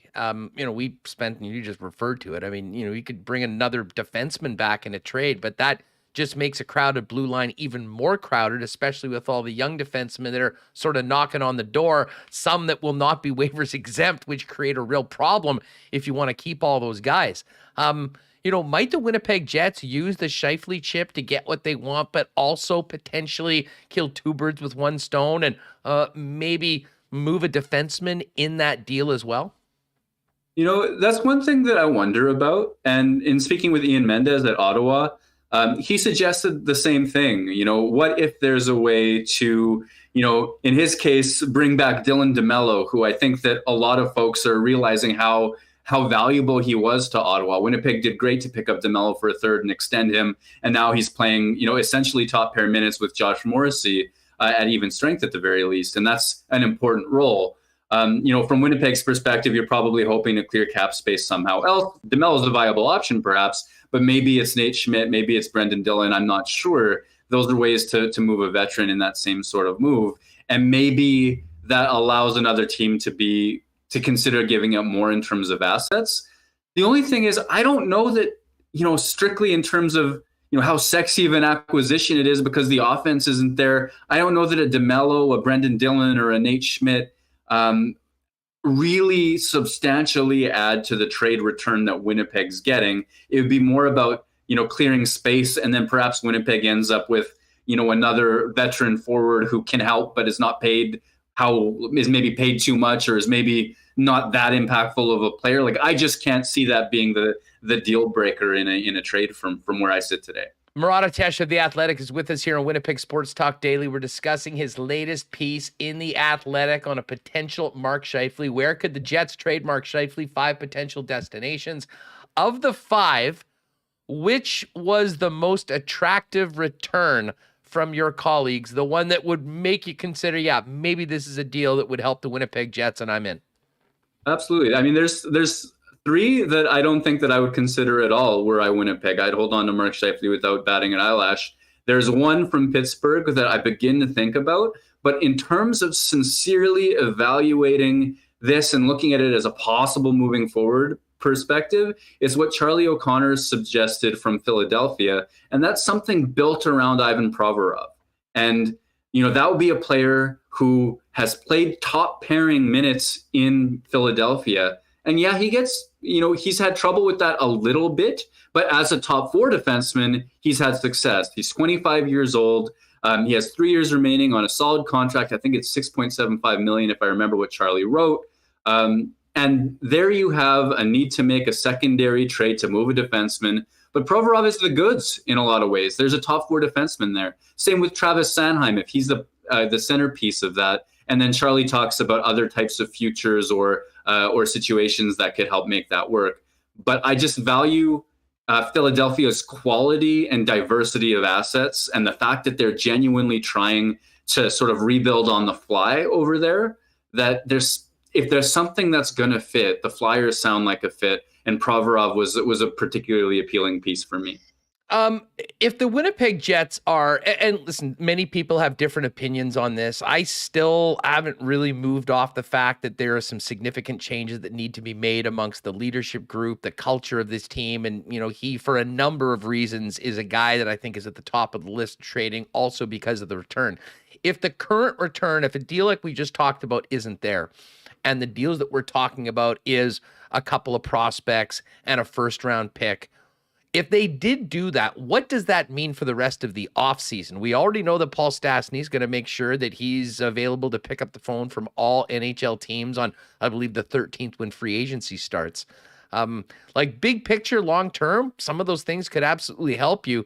But if they do make a trade like that, how do they go into next season without having, at least in the meantime, when that deal is made, having a successor to maybe not score? I mean, I highly doubt you'll have someone that'll come in and score at that level, but play important minutes in the top six and, not have too much of a drop off overall for the club, even if you might not be scoring as many goals.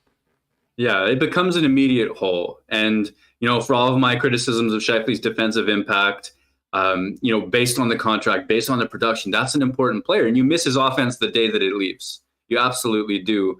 And there aren't immediately viable backfilling options on the Winnipeg Jets. Like, are they counting on, in that scenario that we're, sort of just talking through, would they be counting on Cole Perfetti to, in his first full season, not only stay healthy, but produce offense and play in the middle, as opposed to the wing or some sort of slower transition into a top six role?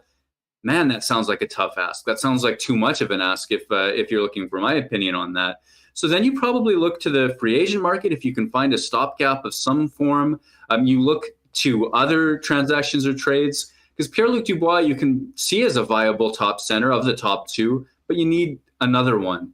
Other than that, you're looking at, okay, then you're also trading Dubois and you're trading Hellebuck and you're thinking about a rebuild in full.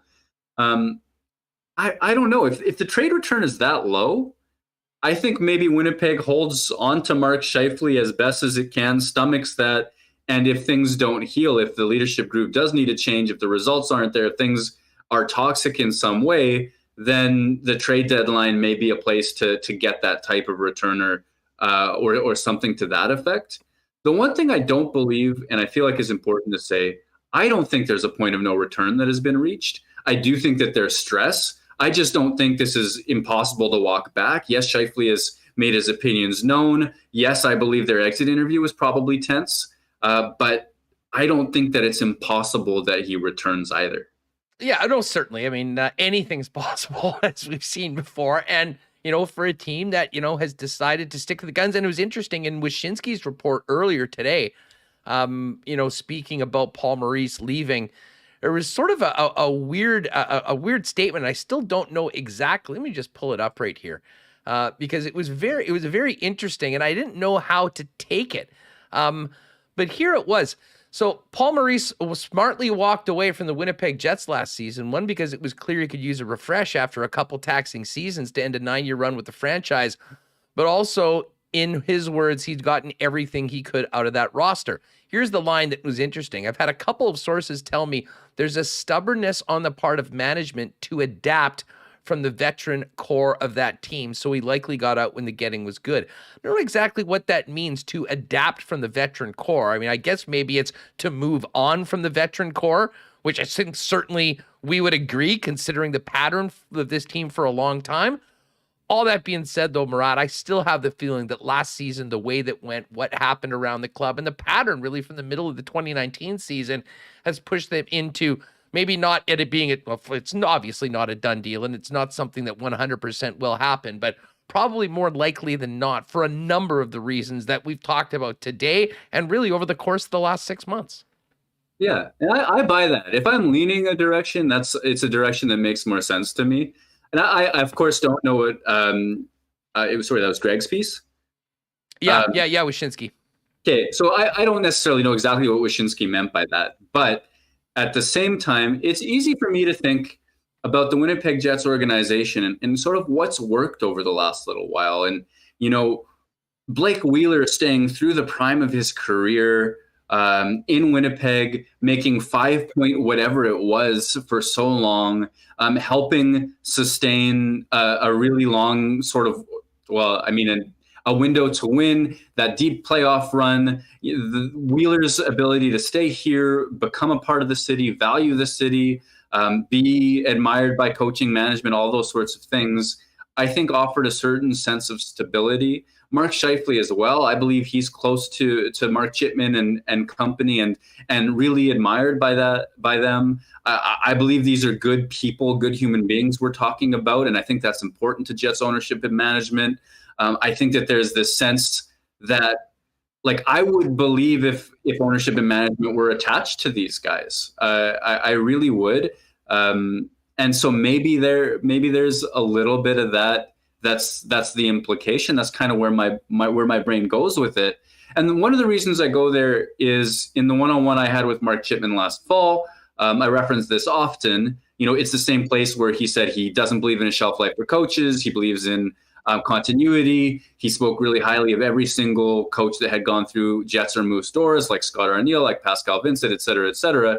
But one of the things that he also suggested was that one of the reasons that they loved Paul Maurice was the stability from a leadership point of view that he was able to create at the top, including Blake Wheeler, that is. And I think that there's a sense that these guys are important foundational ambassador type pieces to the Jets and the way they see themselves. And then when the problem with that becomes when what they're doing on the ice isn't matching the contract or the stage of the career, or if there's conflict, or if there's a reason to consider moving on from them, and yet they're an entrenched part of the cultural core. It works when they're driving results, winning, everybody celebrating all of the time. And now I think we're at an inflection point where those things aren't necessarily true, but the people are still valued. And I would believe the implication, I guess, is what I'm saying, without knowing the behind the scenes of what went into typing those words. No, it's a great point. Murat, this has been an awesome conversation. Thanks so much for doing this, folks. If you haven't already, get over to theathletic.com and check out Murat's latest piece, and you can dive into all of the potential returns for Mark Scheifele, and you can be the judge as to what makes sense. Murat, have a great one, an awesome weekend, and we'll look forward to catching up next week. Cheers, man. Cheers to Barry's Brews. Yeah, that's right. There it is. Murat Atesh of The Athletic at WPG Murat. And, of course, you can read all of his work over The Athletic. We're going to get back to a little 3-down football. Bombers, Redblacks tonight with AJ Jakubec. Before we do that, cannot wait to get out to the game tonight. We'll be there with the Not Gang. Of course, Not Autocorp, proud sponsors or proud supporters of the Winnipeg Blue Bombers. And the spot where you should be starting your search if you're looking for a new whip this summer. Why not get into the car of your dreams at a great price with the help of the Not team? Check out all the Teslas on the lot. Talk to them about the Tesla Experience Program. And if there's a special make and model you're looking for, the Not experts will help you find it, secure it, and get it here at the best possible price. Not Autocorp, Waverly and McGillivray, and online at not.ca. Of course, great weekend for some Little Brown Jugs. We've already said we're trying to close the deal on Barry Trotz, free beer for life, and a Trotz beer named after the hopefully new head coach of the Winnipeg Jets. We'll keep working on that, but you, of course, can get the great taste of Little Brown Jug, including the summer variety pack at your favorite beer store, liquor mart, or at the tap room down on William Avenue. And if you, of course, you can also order online at littlebrownjug.ca. Don't forget, Princess Auto Tailgate Party's going to get going before the game tonight. Maybe get down there a little earlier, have a couple in the tailgate zone. DJ Finesse will be spinning, then get to your seat in time for 7:30 when that banner is raised. Princess Auto, proud sponsors of the Bombers, and the place where you'll find the best deals on the most unique assortment of tools and equipment around. Everything you need to complete the projects on your list or start something new is at Princess Auto. They're at Panet Road and Portage West. And of course, you can also shop online 24/7, 365 over at princessauto.com. And hey, if you're looking for a great spot to watch the game, if you're not able to get out, no better spot than Boston Pizza. Chow down on those gourmet pizzas, famous Boston wings, and ice cold schooners. And if you're staying home with the fam, get the great taste of BP on delivery. Check out their game day deals and order online at bostonpizza.com. All right, let's welcome in the voice of the Ottawa Redblacks here in the Peg, ready to kick off the season. Our good friend AJ Jakubec from TSN in Ottawa is here. AJ, what's up? How are you, man? Doing great. Great to be with you, and great to be in the Peg. Beautiful, beautiful couple of days here. So fired up for some football here tonight. Yeah, well, dude, we have not had very many days like this over the course of the last number of months, so we will certainly take it. And I think the fact that it's frankly the nicest day in months around these parts is going to add to what should be a great atmosphere tonight at IG Field. We spent a good amount of time earlier in the program talking about the way the Bombers are looking, coming in, trying to win a third straight Grey Cup.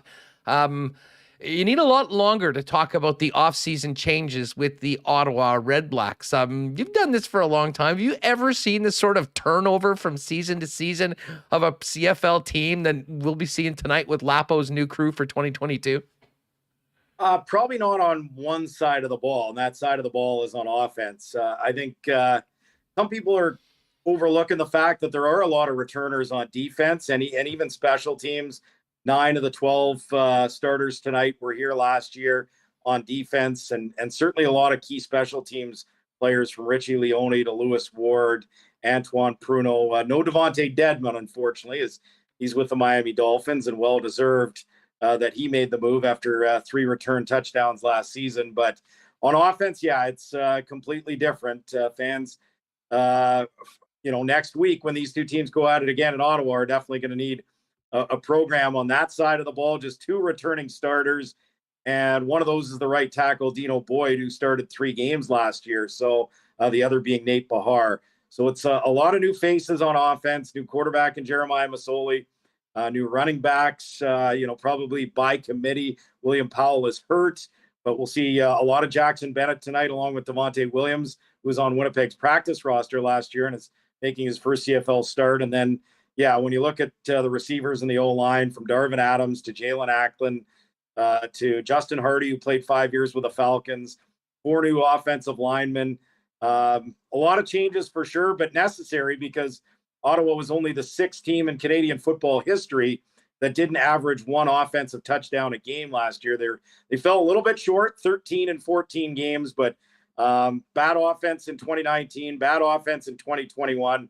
That sat it up to just 6 wins over the course of the last 2 seasons. So certainly that side of the ball in particular is needed an upgrade and an overhaul, and I think they got it in the offseason. Well, you knew Lapo wasn't having that. I mean, offense is his calling card, and I mean, that was a real tough stretch, and we sort of knew with the personnel that they were up against it last season. You mentioned all those changes, and there's some real talent on the offensive side of the football. And now you got a quarterback in Jeremiah Masoli. Tell us about his time in Ottawa, how he's looked, and the expectations for the new the QB1.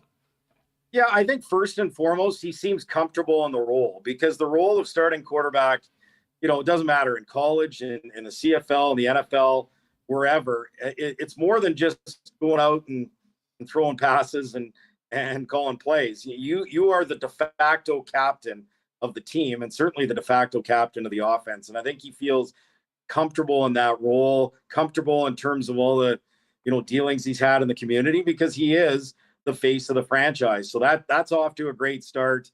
I think, watching practice, watching training camp, certainly doesn't seem like he's not on the same page. Now that can change tonight. It's really, bullets flying for the first time for real tonight, because it's always different. Teams are kind of running things vanilla in preseason, but in preseason, I thought, looked pretty good and had pretty good rapport right away with Jalen Acklin, which is to be expected because they both came over from Hamilton. I think it helps that the center is Darius Haraki, Tait. So there is that little bit of familiarity, but yeah, I think so far so good on that front. The biggest thing for me, the quarterback, most important position, but last year, whoever was under center didn't even have a chance, because the O-line was just, it was a struggle. And they had some good pieces on the offensive line, but they couldn't stay healthy. And even when they did, there just wasn't enough time for the quarterbacks to do what they wanted to do. So I think, if the O-line can hold up, and this is as good a test as you'll see, right? The Bombers defensive line, I get they're not going to have Jackson Jeffcoat tonight, so that's a big loss, but they still have Willie Jefferson. They still have, Adam Big Hill in the middle. This is still going to be a real big test for the O-line. And I think if they pass that test here tonight, that's a positive sign going forward for the group. AJ Jakubec, play-by-play voice of the Ottawa Redblacks, who are taking on the Bombers tonight, 7:30 p.m. at IG Field, with us here on Winnipeg Sports Talk Daily. What's the vibe like in and around the fan base? They've been supported very well, despite how ugly these last couple seasons were. I'd imagine there's a lot of optimism. What are the expectations, and what are you hearing from the Ottawa fans as we get into the season tonight? Yeah, it's funny. I see around the league, and there's various people picking Ottawa to win the East, right? And I think from a fan base perspective, it's not like the pressure is that high to look. That'd be a bonus. It's not out of the question. I think the team should absolutely shoot for that to get to the Grey Cup. That's what you're supposed to do every year. And they showed in 2015. I mean, they had a 2-win team in 2014, and they showed that you can turn things around quickly over the course of one off season. But in terms of the fans, honestly, when I talk to them after the last couple of seasons, especially with how poor it's been offensively, they just want some entertainment, a competitive team, and some touchdowns. So if this team ends up 8-10, I'm sure, there will be some disappointment. But if they're 8-10 and the offense is good and they're scoring touchdowns and they're competitive every night, honestly, I think it'll be a step in the right direction. So we'll see how it goes. But, certainly I like the fact that internally they've got big expectations. They believe that this is a team that can do some damage. And, in terms of the buzz, I think everyone's kind of struggling a little bit in this country. There's still a little bit of a sense of, in a lot of different markets that people are still kind of dipping the bottom. Done as much post-pandemic. And so a lot of crowds across Canada and various sports have been a little bit lower than normal. And that's certainly something that needs to be overcome. But I do think that there is some buzz again. And if they can get off to a good start, boy, even if they got a split in these first two games against Winnipeg, that would go a long ways to saying, okay, the fan base would know that this team is for real and this team has made the necessary improvements. How's our buddy Lapo doing? Second full camp. Obviously, the expectations are higher. He's got a lot of guys that I think he really wanted to be there. I mean, what's he saying heading into this first game against all his old pals on the other side of the field? Yeah, I think honestly seems a little more relaxed than last year. I sense personally a little bit of tension between Marcel Desjardins and Paul LaPolice. And, unfortunately that didn't work out, but it certainly seems like coach and general manager are on the same page. And I think Lapo likes what he has. He likes what he has, in all phases, but certainly from an offensive perspective, he likes what he has. I think it starts again with the offensive line. It continues to the fact that he's got a veteran quarterback. He likes his depth at quarterback as well. I mean, Caleb Evans started sevens last year and maybe would have done a little bit better if, he would have had a better offensive line in front of him. And again, the weapons that they've got from running back to receivers at the skill positions, they just have more. So yeah, I think he's excited, right? I mean, downplaying a little bit in the media, the fact that he's coming back to Winnipeg, but this is a special place. His kids grew up here. Met his wife Tina here, 9 seasons here. This is where he, started as a head coach with the Bombers in 2010 and led them to a Grey Cup appearance in 2011. So Winnipeg will always hold a special place in his heart, no doubt about that. But he's focused on the task at hand, and he wants a win here today. I'm sure if you could put a win at any point of the entire season, this one tonight to get the team 1-0 and beat the Bombers would be at the top of the list. AJ Jakubec's with us.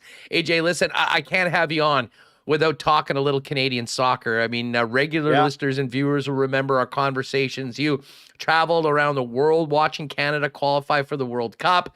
We got it. So much excitement. And then what happened last weekend happened with the cancellation of that game against Panama. I don't know if there's someone that is more invested in this team that we could have on the program than you. Take us back to last weekend. What was your reaction, and what do you make of the dispute that is still ongoing, despite the fact that they played last night and put 4 up in a big win over Curacao? Well, optimistic that this is going to get sorted. Disappointed that it went down the road that it did.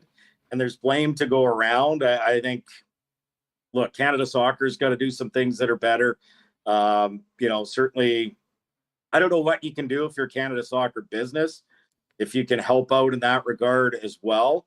But, I think the players deserve a fair deal. This is the thing I know about Canadian soccer players, because I've been the voice of the Ottawa Fury for 6 years before they ended up falling by the wayside and made way for Atletico Ottawa, now in the Canadian Premier League, and 3 years there. I mean, I spent a lot of time with, the players and staff members of all the various teams, because I was in the bubble in PEI for 7 weeks for the Canadian Premier League bubble in 2020, and I was here for 2 weeks last year, although you'd never know it. I really never left the hotel other than to go to the stadium. So You're held hostage. It's nice to be able to go for a walk again here. But the thing about the players, look, I think they made a mistake.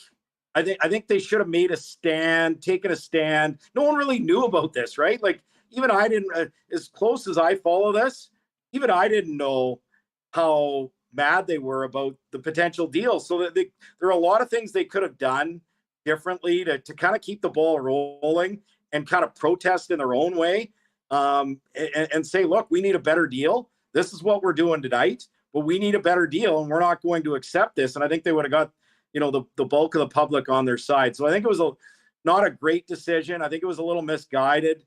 But I'll say this about the players that give back to this country. They truly do want what's best for Canadian soccer. And I think what they wanted to do was kind of set things up, not just for themselves, right? I mean, the money's not going to make a difference for an Alphonso Davies or a Jonathan David. This is about the players, further down the roster. And this is about the players down the road, so they don't have to fight something like this as well. So I think their hearts were in the right place, but I don't think it was the right time and the right method to go about it. So hopefully they get a fair deal. Hopefully Canada Soccer steps up and gives them a fair deal. But I appreciate the fact that, at least I hope, right? And that's why they're looking for transparency. They're not just padding their own pockets in terms of, salaries for CEOs and that sort of thing. A lot of that money goes back into grassroots. A lot of that money goes back into the Canadian Premier League, into other programs. So I definitely see all sides on this. Hopefully, as I said about a week ago on the radio, I said, better now. Look, it's not great, but better now than in November. Can you imagine if this was going on in November in the lead up to the World Cup? And they showed on the pitch what kind of professionals they are. Even in spite of all the mess, they went out and they got the job done last night with an impressive 4-0 win over Kirouac, who's not a terrible opponent in CONCACAF. So disappointing for any fans that bought tickets to either of the games that ended up being canceled, right? The Iran game never should have been booked in the first place. There's a handful of countries that are kind of toxic right now, right? Russia, you think back to South Africa during the apartheid era, and in this country, when 85 people died in a plane crash, that 85 Canadians died in a plane crash, and Iran still hasn't really taken direct responsibility for that. Well, I think you can understand why there would be a lot of hesitation to have a game like that. So hopefully they smarten up a little bit on the Canadian soccer side and learn a few things out of this. And hopefully the players get a fair deal for what they have, the joy that they have brought to this country, and certainly hopefully more joy to be brought in November and December in Qatar. Yeah, no doubt about it. I mean, listen, I guess it's important and a positive that this came out now, to your point, as opposed to closer to the World Cup. I will say this, that, on both sides, but especially on the Canadian soccer side and the Canadian soccer business, this is an opportunity that soccer in this country has not had maybe ever, because the world is so different from when they were just in the World Cup and it was great to be there. They didn't score a goal. This is so different right now. And if we want to get this game to the next level and have this continue, they need to step it up and be an organization of a soccer power that has, a team's going to the World Cup, world champion, Olympic champion women's team. And hopefully we'll see that happen and they can take advantage of the opportunity that our teams have presented soccer in Canada. AJ, great having you on the program. Last one out, back to the CFL. I think most would agree the Bombers are the team to beat as the two-time defending champions. Who's number 2 in the Canadian Football League right now in your AJ Jakubec power poll heading into tonight's CFL kickoff? Well, 2 teams have represented their respective sides in the last 2 Grey Cups. And so just like Winnipeg is the team to beat that everyone has to go through in the entire league and certainly in the West, I'm sticking with Hamilton. I picked Hamilton first. I actually had Ottawa third to start, but after preseason, and I know I shouldn't base anything on preseason, but after seeing, 4 picks against a very young Ottawa team, I flipped that around and had Ottawa too. I'm not as sold on Toronto, but I think the East, I love the fact that I can look at anybody's predictions 1 through 4 in the East and say, okay, yeah, that could happen. I really think top to bottom in the East is very competitive, and anyone can finish first. Anyone can finish last. Injuries is going to be a big part of it. But, I still think, hey, you know what? They've got their coach in Orlando Steinauer, who's done a terrific job. They still have some real key pieces there, including their quarterback in Dane Evans. Obviously, if he gets hurt, they don't have the safety blanket. But Hamilton's still the team to beat in the East until someone proves otherwise, given what we've seen the last 2 seasons. AJ, have a great call tonight. And hey, these teams are going to get back at it after not seeing each other for a very long time. Hopefully we can do this again next week. Have a great call tonight. And thanks so much for doing this, and travel safe back to the nation's capital. Cheers, Hustler. Can't wait. Should be a fun night. All right, on at the Super AJ on Twitter. That's our guy, AJ Jakubec from TSN in Ottawa, who will have the visitors broadcast tonight from IG Field. All right, Michael Remis is going to get back in here. We got to get to some Coolbet lines. And yes, I know, I saw in the chat, everyone is polishing the marbles right now. Hey, I want to give a big thanks to the Nick and Nikki DQ group.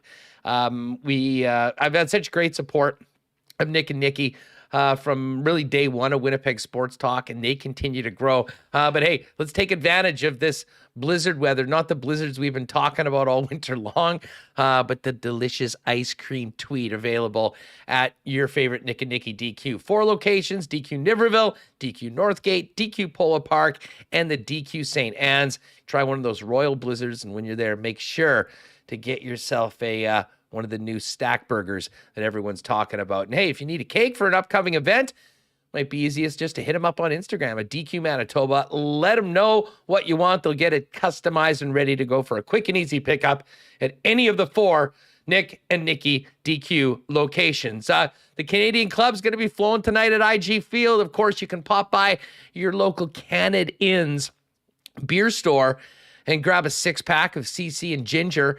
When you do that, you'll get a free Winnipeg Blue Bombers slim can koozie, perfect for the ready-to-drink mixers.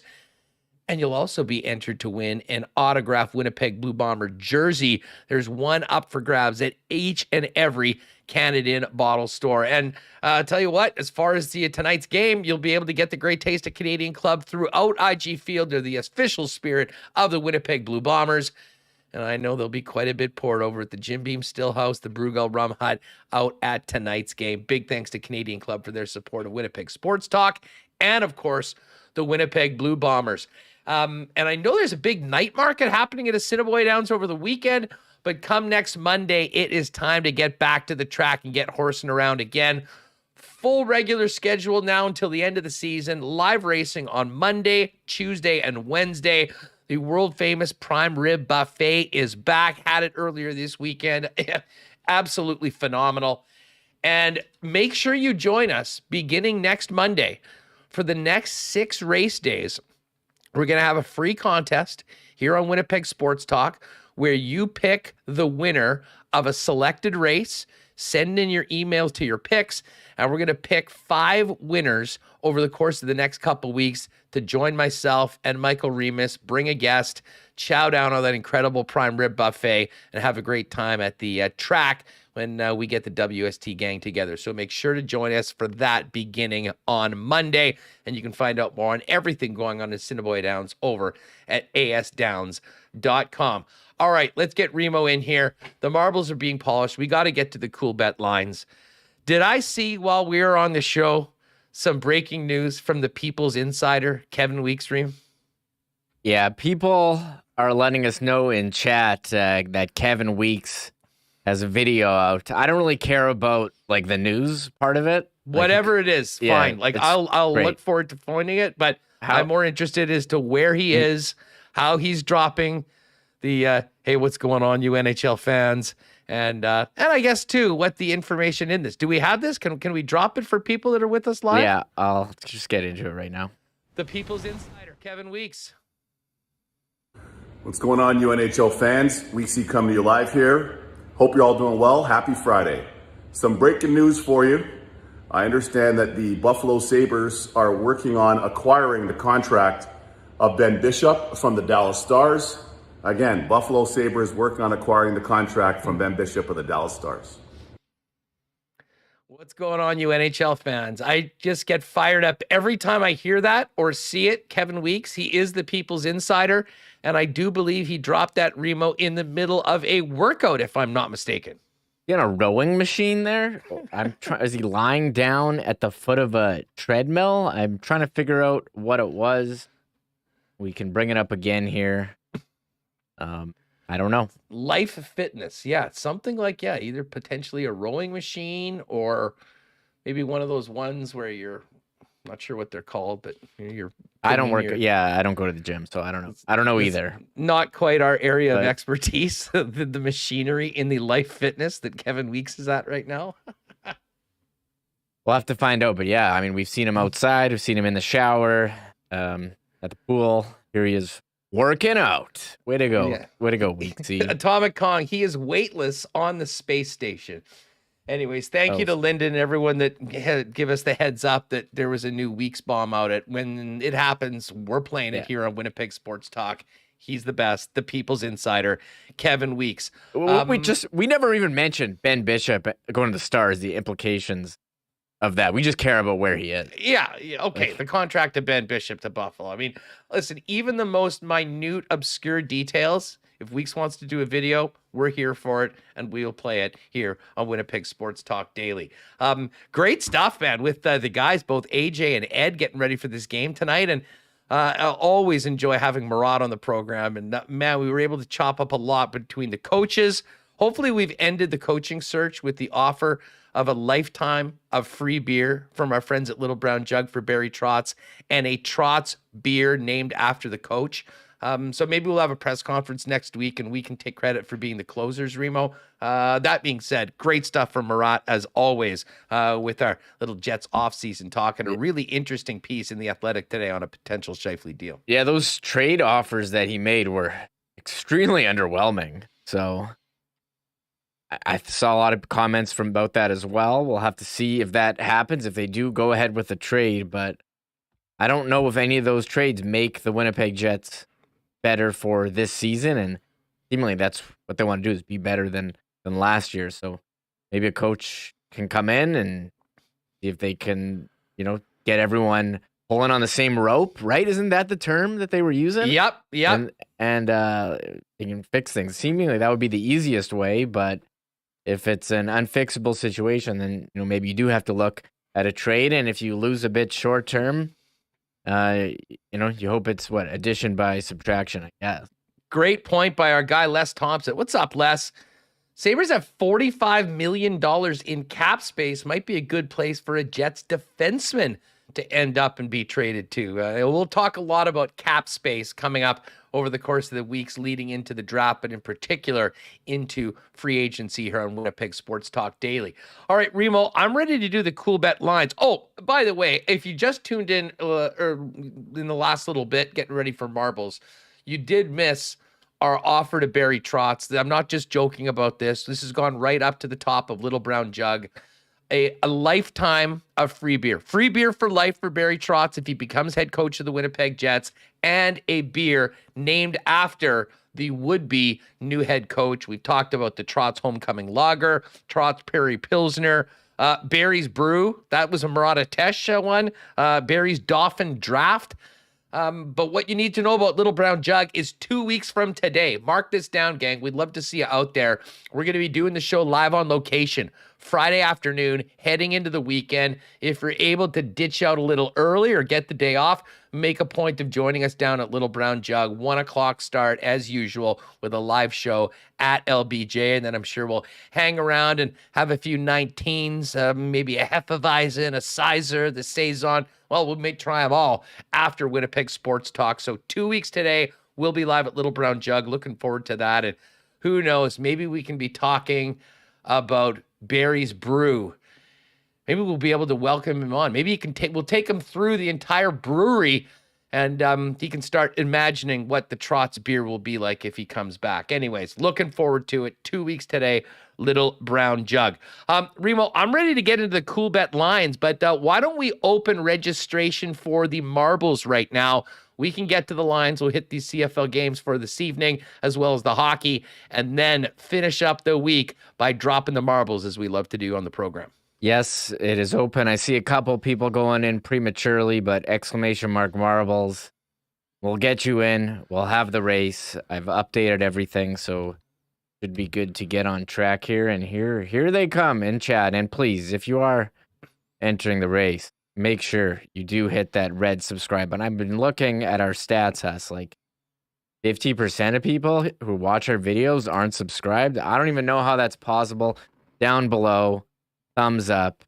What are you waiting for? Right there, the red button, everyone. You do to win, you need to be subscribed. But how about just to play? You need to be subscribed. Jump on in, hit that red button. It's completely free. When you get to YouTube, you see whatever new content from Winnipeg Sports Talk in the feed. And if you haven't already, do us a favor, hit that thumbs up as well. So exclamation mark marbles in the chat. It looks like everyone is getting in there. If you are new and you're wondering what the hell are you guys talking about, we do a fun video marble race at the end of each show. And we do have we do have a hoodie, basically our version of the green jacket for the Masters. It's a collab hoodie, Winnipeg Sports Talk and Canadian Club. We've got those. And by the way, I need to make a public apology to our guy Cruiser24 who won last week. Huge F up on my part. He was coming to pick up his hoodie on Wednesday. I had forgot that I had a meeting on some business stuff for Winnipeg Sports Talk. Got the alert, went there, was in the meeting, so I was ignoring my phone. And poor Cruiser, I sort of stood Cruiser up. So Cruiser, I owe you one big time. I'm going to get that to you soon. I'll see if I can find anything else in the tickle trunk to take care of you for the time. But anyways, a public apology to last week's winner, Cruiser24. Maybe you can be the winner. I'll be better and more prompt and on time with the delivery for you. Again, sorry to Cruiser. So here we go. Exclamation mark marbles. Get those in. All you need to do is type that in the chat. You'll get a marble. We'll probably add a few others as well. Barry Trotz definitely getting one today, and then we'll do it. But let's get to the Coolbet lines, because, of course, it is opening weekend in the Canadian Football League. Dustin and I did our picks today on the Lock Shop. Started off with a push yesterday for the Calgary Stampeders. Ended up getting it at -3 earlier in the week, and that was good because the line ended up at 4, and obviously the Alouettes covered if you had that number. As far as tonight's game goes, Remo, we've seen a pretty big drop in the line from Winnipeg and Ottawa. Yesterday, even late last night when I was putting the picks together, it was -9.5 for Winnipeg. We've seen it go from 8.5 to 7.5 to 7, and now 6.5 for the Bombers. So if you thought the Bombers were going to cover, you're getting a much better number right now. And heck, you can't go any higher than 6 right now. So -115 to win by a touchdown, 7 points. It's -6.5. Bombers -345 on the money line. Oh, and that's just gone down to -110 on 6.5. Obviously, people are betting Ottawa. Maybe people are sleeping on the champs. Other games in the CFL, Hamilton is a 2.5-point underdog tomorrow in the early game against the Saskatchewan Roughriders in Regina. And the late game, Dustin Nielsen will have this call as well on TSN. 9 p.m. start tomorrow night. The BC Lions and the Edmonton Elks, and BC right now 4.5-point favorites. CFL futures are still up right now.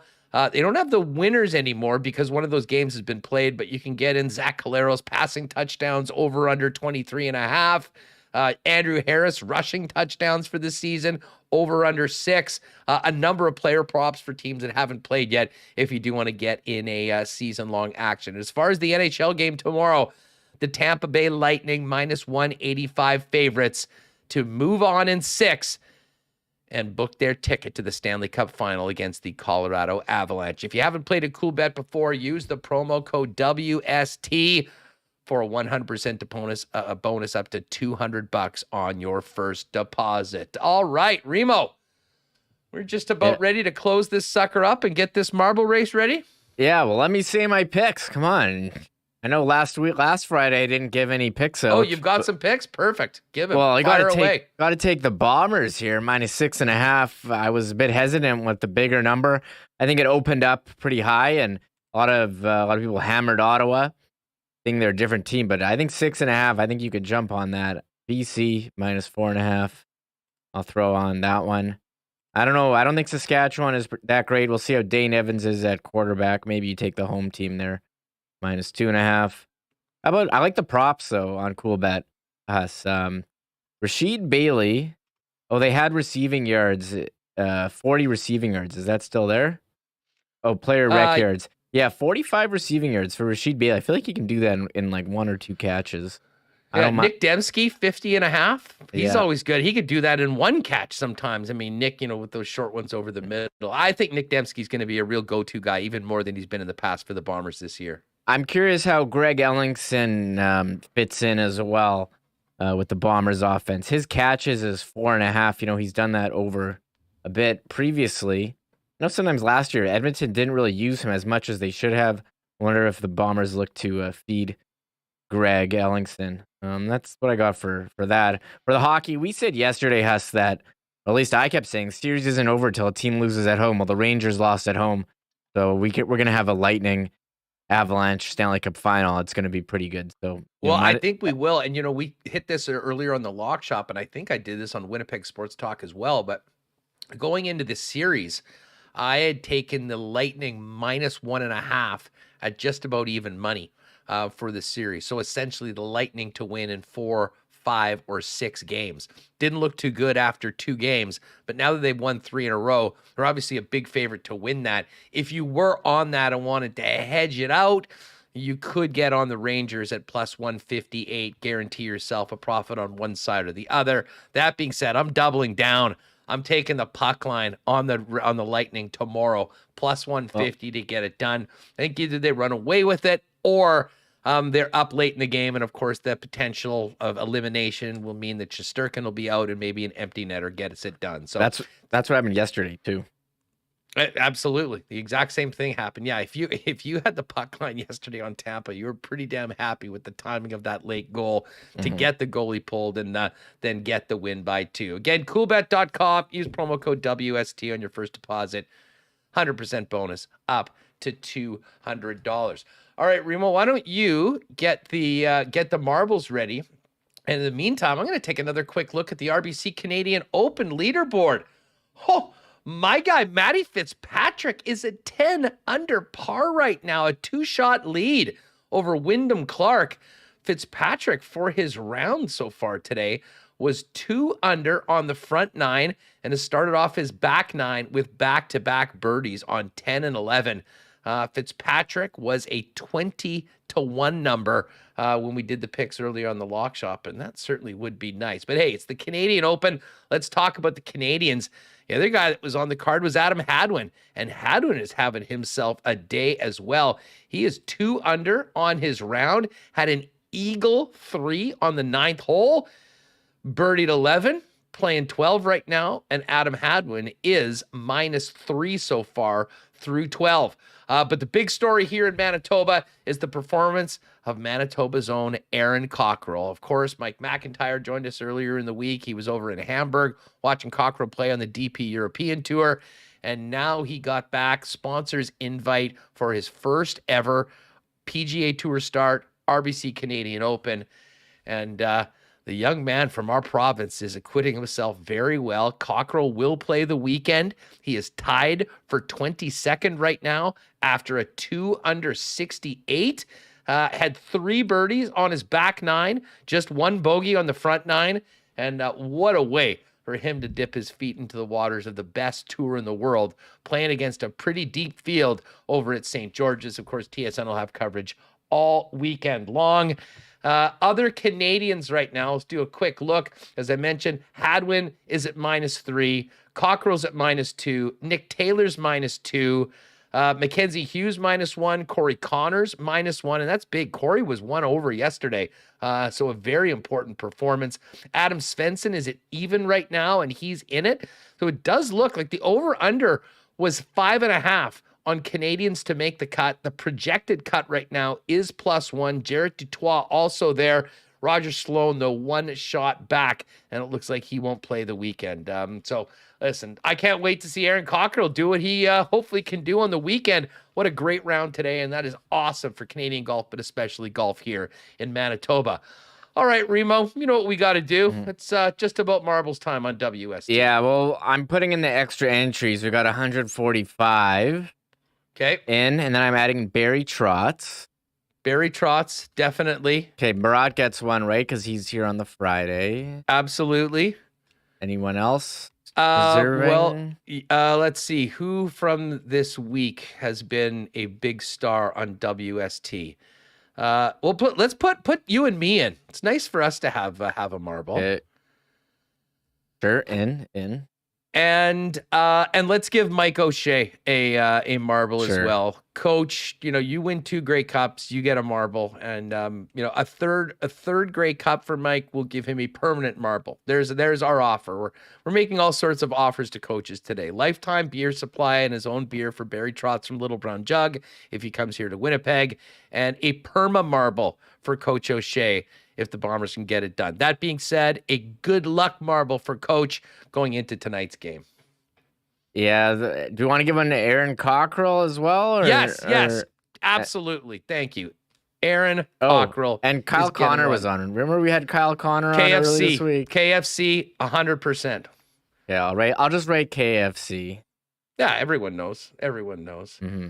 And yeah, no, Weeb is not getting a marble today. There's no wake up. He's out gallivanting at the Grey Owl in Clear Lake. He is out. Murat gets the marble today for his visit to us on Winnipeg Sports Talk. By the way, Rory McIlroy, some people wondering where he's at. He's on the 12th hole. He's 5 under for the tournament, 5 shots back from Matthew Fitzpatrick, and Justin Thomas has got a birdie putt on 12 right now. He is 2 under so far. All right, Remo, where are we going today?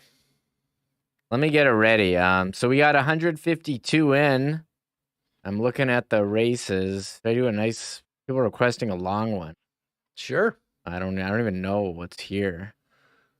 Let's see if I can do a longer one. I'm looking. Theo Seegers. We can't keep up with KFC.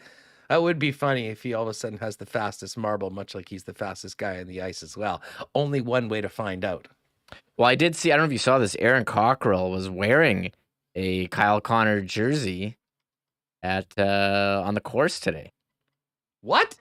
Yeah, there's a picture. I think Mike posted it. Let me pull it up as I set this up here. Get out. Now, I did see, I can't remember who it was, threw a jersey on yesterday, and I'm sure before even seeing this, pretty much can guarantee it's on the par 3 16th hole, which they call the rink, and they've got the hockey boards around. The guys hit it. They're all banging it. But that is phenomenal. Let's get this up. We haven't seen this before. Aaron Cockrell, PGA Tour debut, repping his hometown team and home province team, the Winnipeg Jets. And of course, Kyle Connor, who was on the program later on. Big week for Connor, Lady Bing, and getting some love on the PGA Tour. Oh, yeah, here it is. He's wearing the jersey. So Mike taking this picture as he approaches the rink hole at the Open. Aaron Cockrell wears a Jets Kyle Connor jersey. So there you go. Love it, love it. We'll reach out. We'll see if we can make something happen and get Aaron on the program next week. What a great time to have him on, considering he's going to be playing the weekend in his first PGA Tour event. Yeah, also in the correct time zone here in North America. So maybe the timing would work out. I don't know. Exactly. It's a little tougher. And Atomic Kong, yes, it was Mark Hubbard who wore the McKinnon jersey yesterday. I did see that. All right, let's get this going. Okay. Bomber game tonight. Don't forget, let's do some hijinks and fun outside the stadium beforehand. Make sure you're in your seat by 7:30, though, to welcome the champs back to the field and raise another Grey Cup banner at IG Field.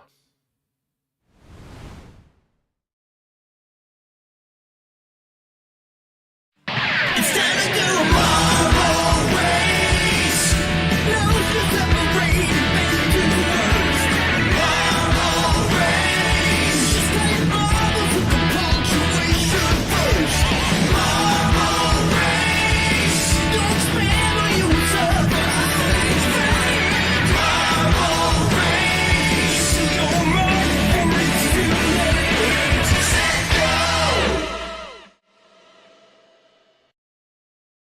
time on Winnipeg Sports Talk. It has been a great week. Continue to have had some great turnouts, especially live on YouTube. Thanks to everyone for making us a part of your day, whether you're on podcast or whether you're on YouTube. For folks that are with us on YouTube, just make sure you've hit that red subscribe button and hit that thumbs up as well so you're eligible to win. What do we have here today? Where are we at, Rio? Marble fabrication? Sorry, this is the Factory 2. I don't know what marble fabrication is, and I see Jay Miller in chat wondering who was singing that. He says, "Is this Loverboy?" No, it is the one and only Tristan Rivers music with the former marble race champion himself and Yes. the muse of the Winnipeg digital sports scene. Yes. So, all right, well, we're all set here at the Factory 2. Factory 2, folks. It's been a great week. Friday. It's not the weekend yet until the marbles are dropped on Winnipeg Sports Talk. Remis, take it away. And they're off. Here we go. What do we have here? So the Factory 2. Going to be going down both sides. Nice starts for Al Broderick. Larry TSG, I saw getting in there. Larry's got a good jump. Paul Carr, Kenny's water bottle in the mix. Pretty and Pionk. Great name, one of our favorites. Who's coming out first? It looks like Dean Morey has a very slight lead. Larry's in the mix. No. Ross Ransby. Oh, Booze is not going to like that. Shorn and Ross have a running bet each and every day against each other. And it's been Roscoe's world for on the marbles over the last little while. Who do we have in first right now? It looks like it's all over the place. Larry TSG. Oh, Mark A. Mark's always there. Larry Eloy, a number of familiar faces. Eagle Eyes, Moose 3. Everyone bunched up, though, as we get into this part. Oh, Kenny's water bottle into the mix. KFC! KFC's right at the start right now, too. Wouldn't that be something if Kyle Connor won this thing? That would be great. Now, this is a wild spot. We're into some sort of a tube. Who's that? Who's Loving Life? Lori Loving Life, Kevin Kowaluk, Neo, and John D right now is how things are looking. Lori with a very slight lead over Kevin. And Neo, I believe from the Matrix, trying to make some magic happen as well. The Factory continues, still very, very tight with our top 3 marbles.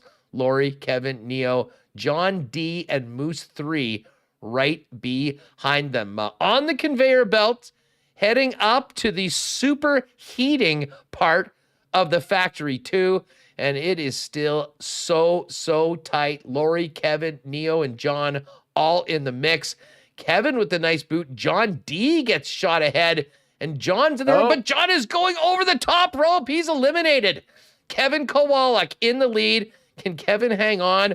He's going into crash testing right now. Manny Fran is a goner. Sorry about that, Manny. Zach C, we're starting to get some KOs. Ben Lawrence also taken out. And Kevin Kowaluk is our winner today. Makes it in first. What a race that was. Jay Miller in the mix in second. Looks like Neo, Ryan Kermicki, Murat Tesh in fifth. A top 5 performance by Murat. Unbelievable. Mark A, Moose 3, Dave the Fantasy, Kenny's water bottle, and Larry TSG for our final one. Wow, an excellent marble race today here on Winnipeg Sports Talk Daily. There's Barry Trotz going into the hopper. Barry finished. We've got Derek Schmidt, iHeart Gaming, Bruce H, Akash. Oh, Earl. Earl just went over the top rope. Everyone else coming in. And we'll see who the final marble is as well. We'll hook that person up with a cake from our friends over at Nick and Nikki DQ. Who's going to be last across the line?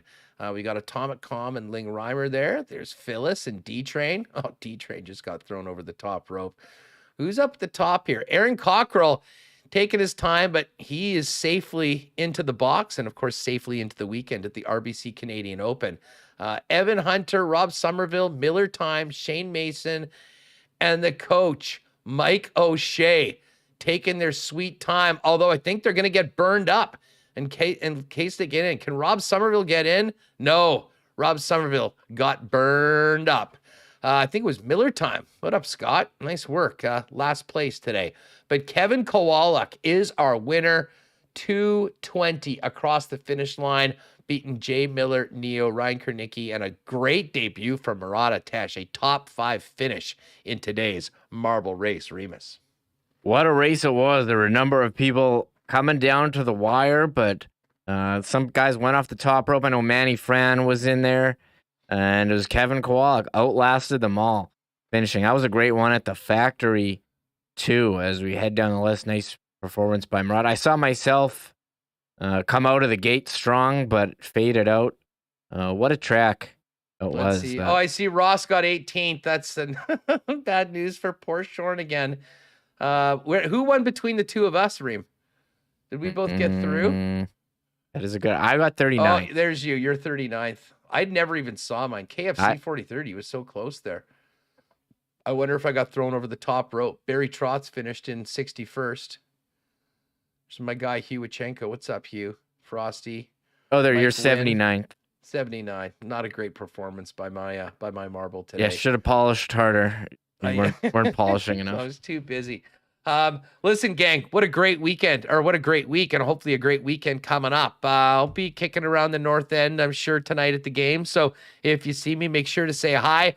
Otherwise, enjoy yourselves, whether you're at the game tonight or elsewhere. We'll be all over it on Monday, talking about the first Bomber game of the season. May have our Stanley Cup matchup already, NBA Finals as well, and of course the latest on the Winnipeg Jets offseason. And who knows, our attempt to close the deal today for Barry Trotz. Maybe we'll be talking about a new head coach for the Winnipeg Jets, and if it's Barry, lifetime supply of free beer from our friends at Little Brown Jug, and a Barry Trotz beer will be crafted. I don't know how anyone could say no to that. Remo, what's up with you? You're not at the game tonight? Busy weekend planned or what? I got us a bunch of family events, nephew's bar mitzvah, so I will be busy most of the weekend. I hope to I'll be watching the game on TV tonight, but I know I'll be at IG Field later on this season. Hey, Wolfsbane 11 just jumped on as a supporter of Winnipeg Sports Talk. Hey, thanks very much, Wolfsbane, for becoming a member. Join us daily, and we certainly appreciate the support. Anyone else, if you want to get the access to the emotes and the green font and the mic, that's for our members, and $2 a month, great way to support the channel, as opposed to maybe a super chat. Get to use some more fun stuff in the chat throughout. And again, podcast folks, have a great weekend. Thanks so much for being with us. We will see you on Monday, live 1 p.m., hopefully talking about some great Canadian performances at the Canadian Open, including Manitoba's Aaron Cockrell, Bombers, Jets, and more. Your first spot for Sports in the Peg is Winnipeg Sports Talk. See you at the game tonight, folks. Thanks for joining us.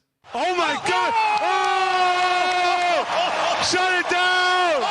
Let's go home! Thanks for tuning in to Winnipeg Sports Talk Daily. Make sure to subscribe on YouTube and your favorite podcast feed at winnipegsportstalk.com.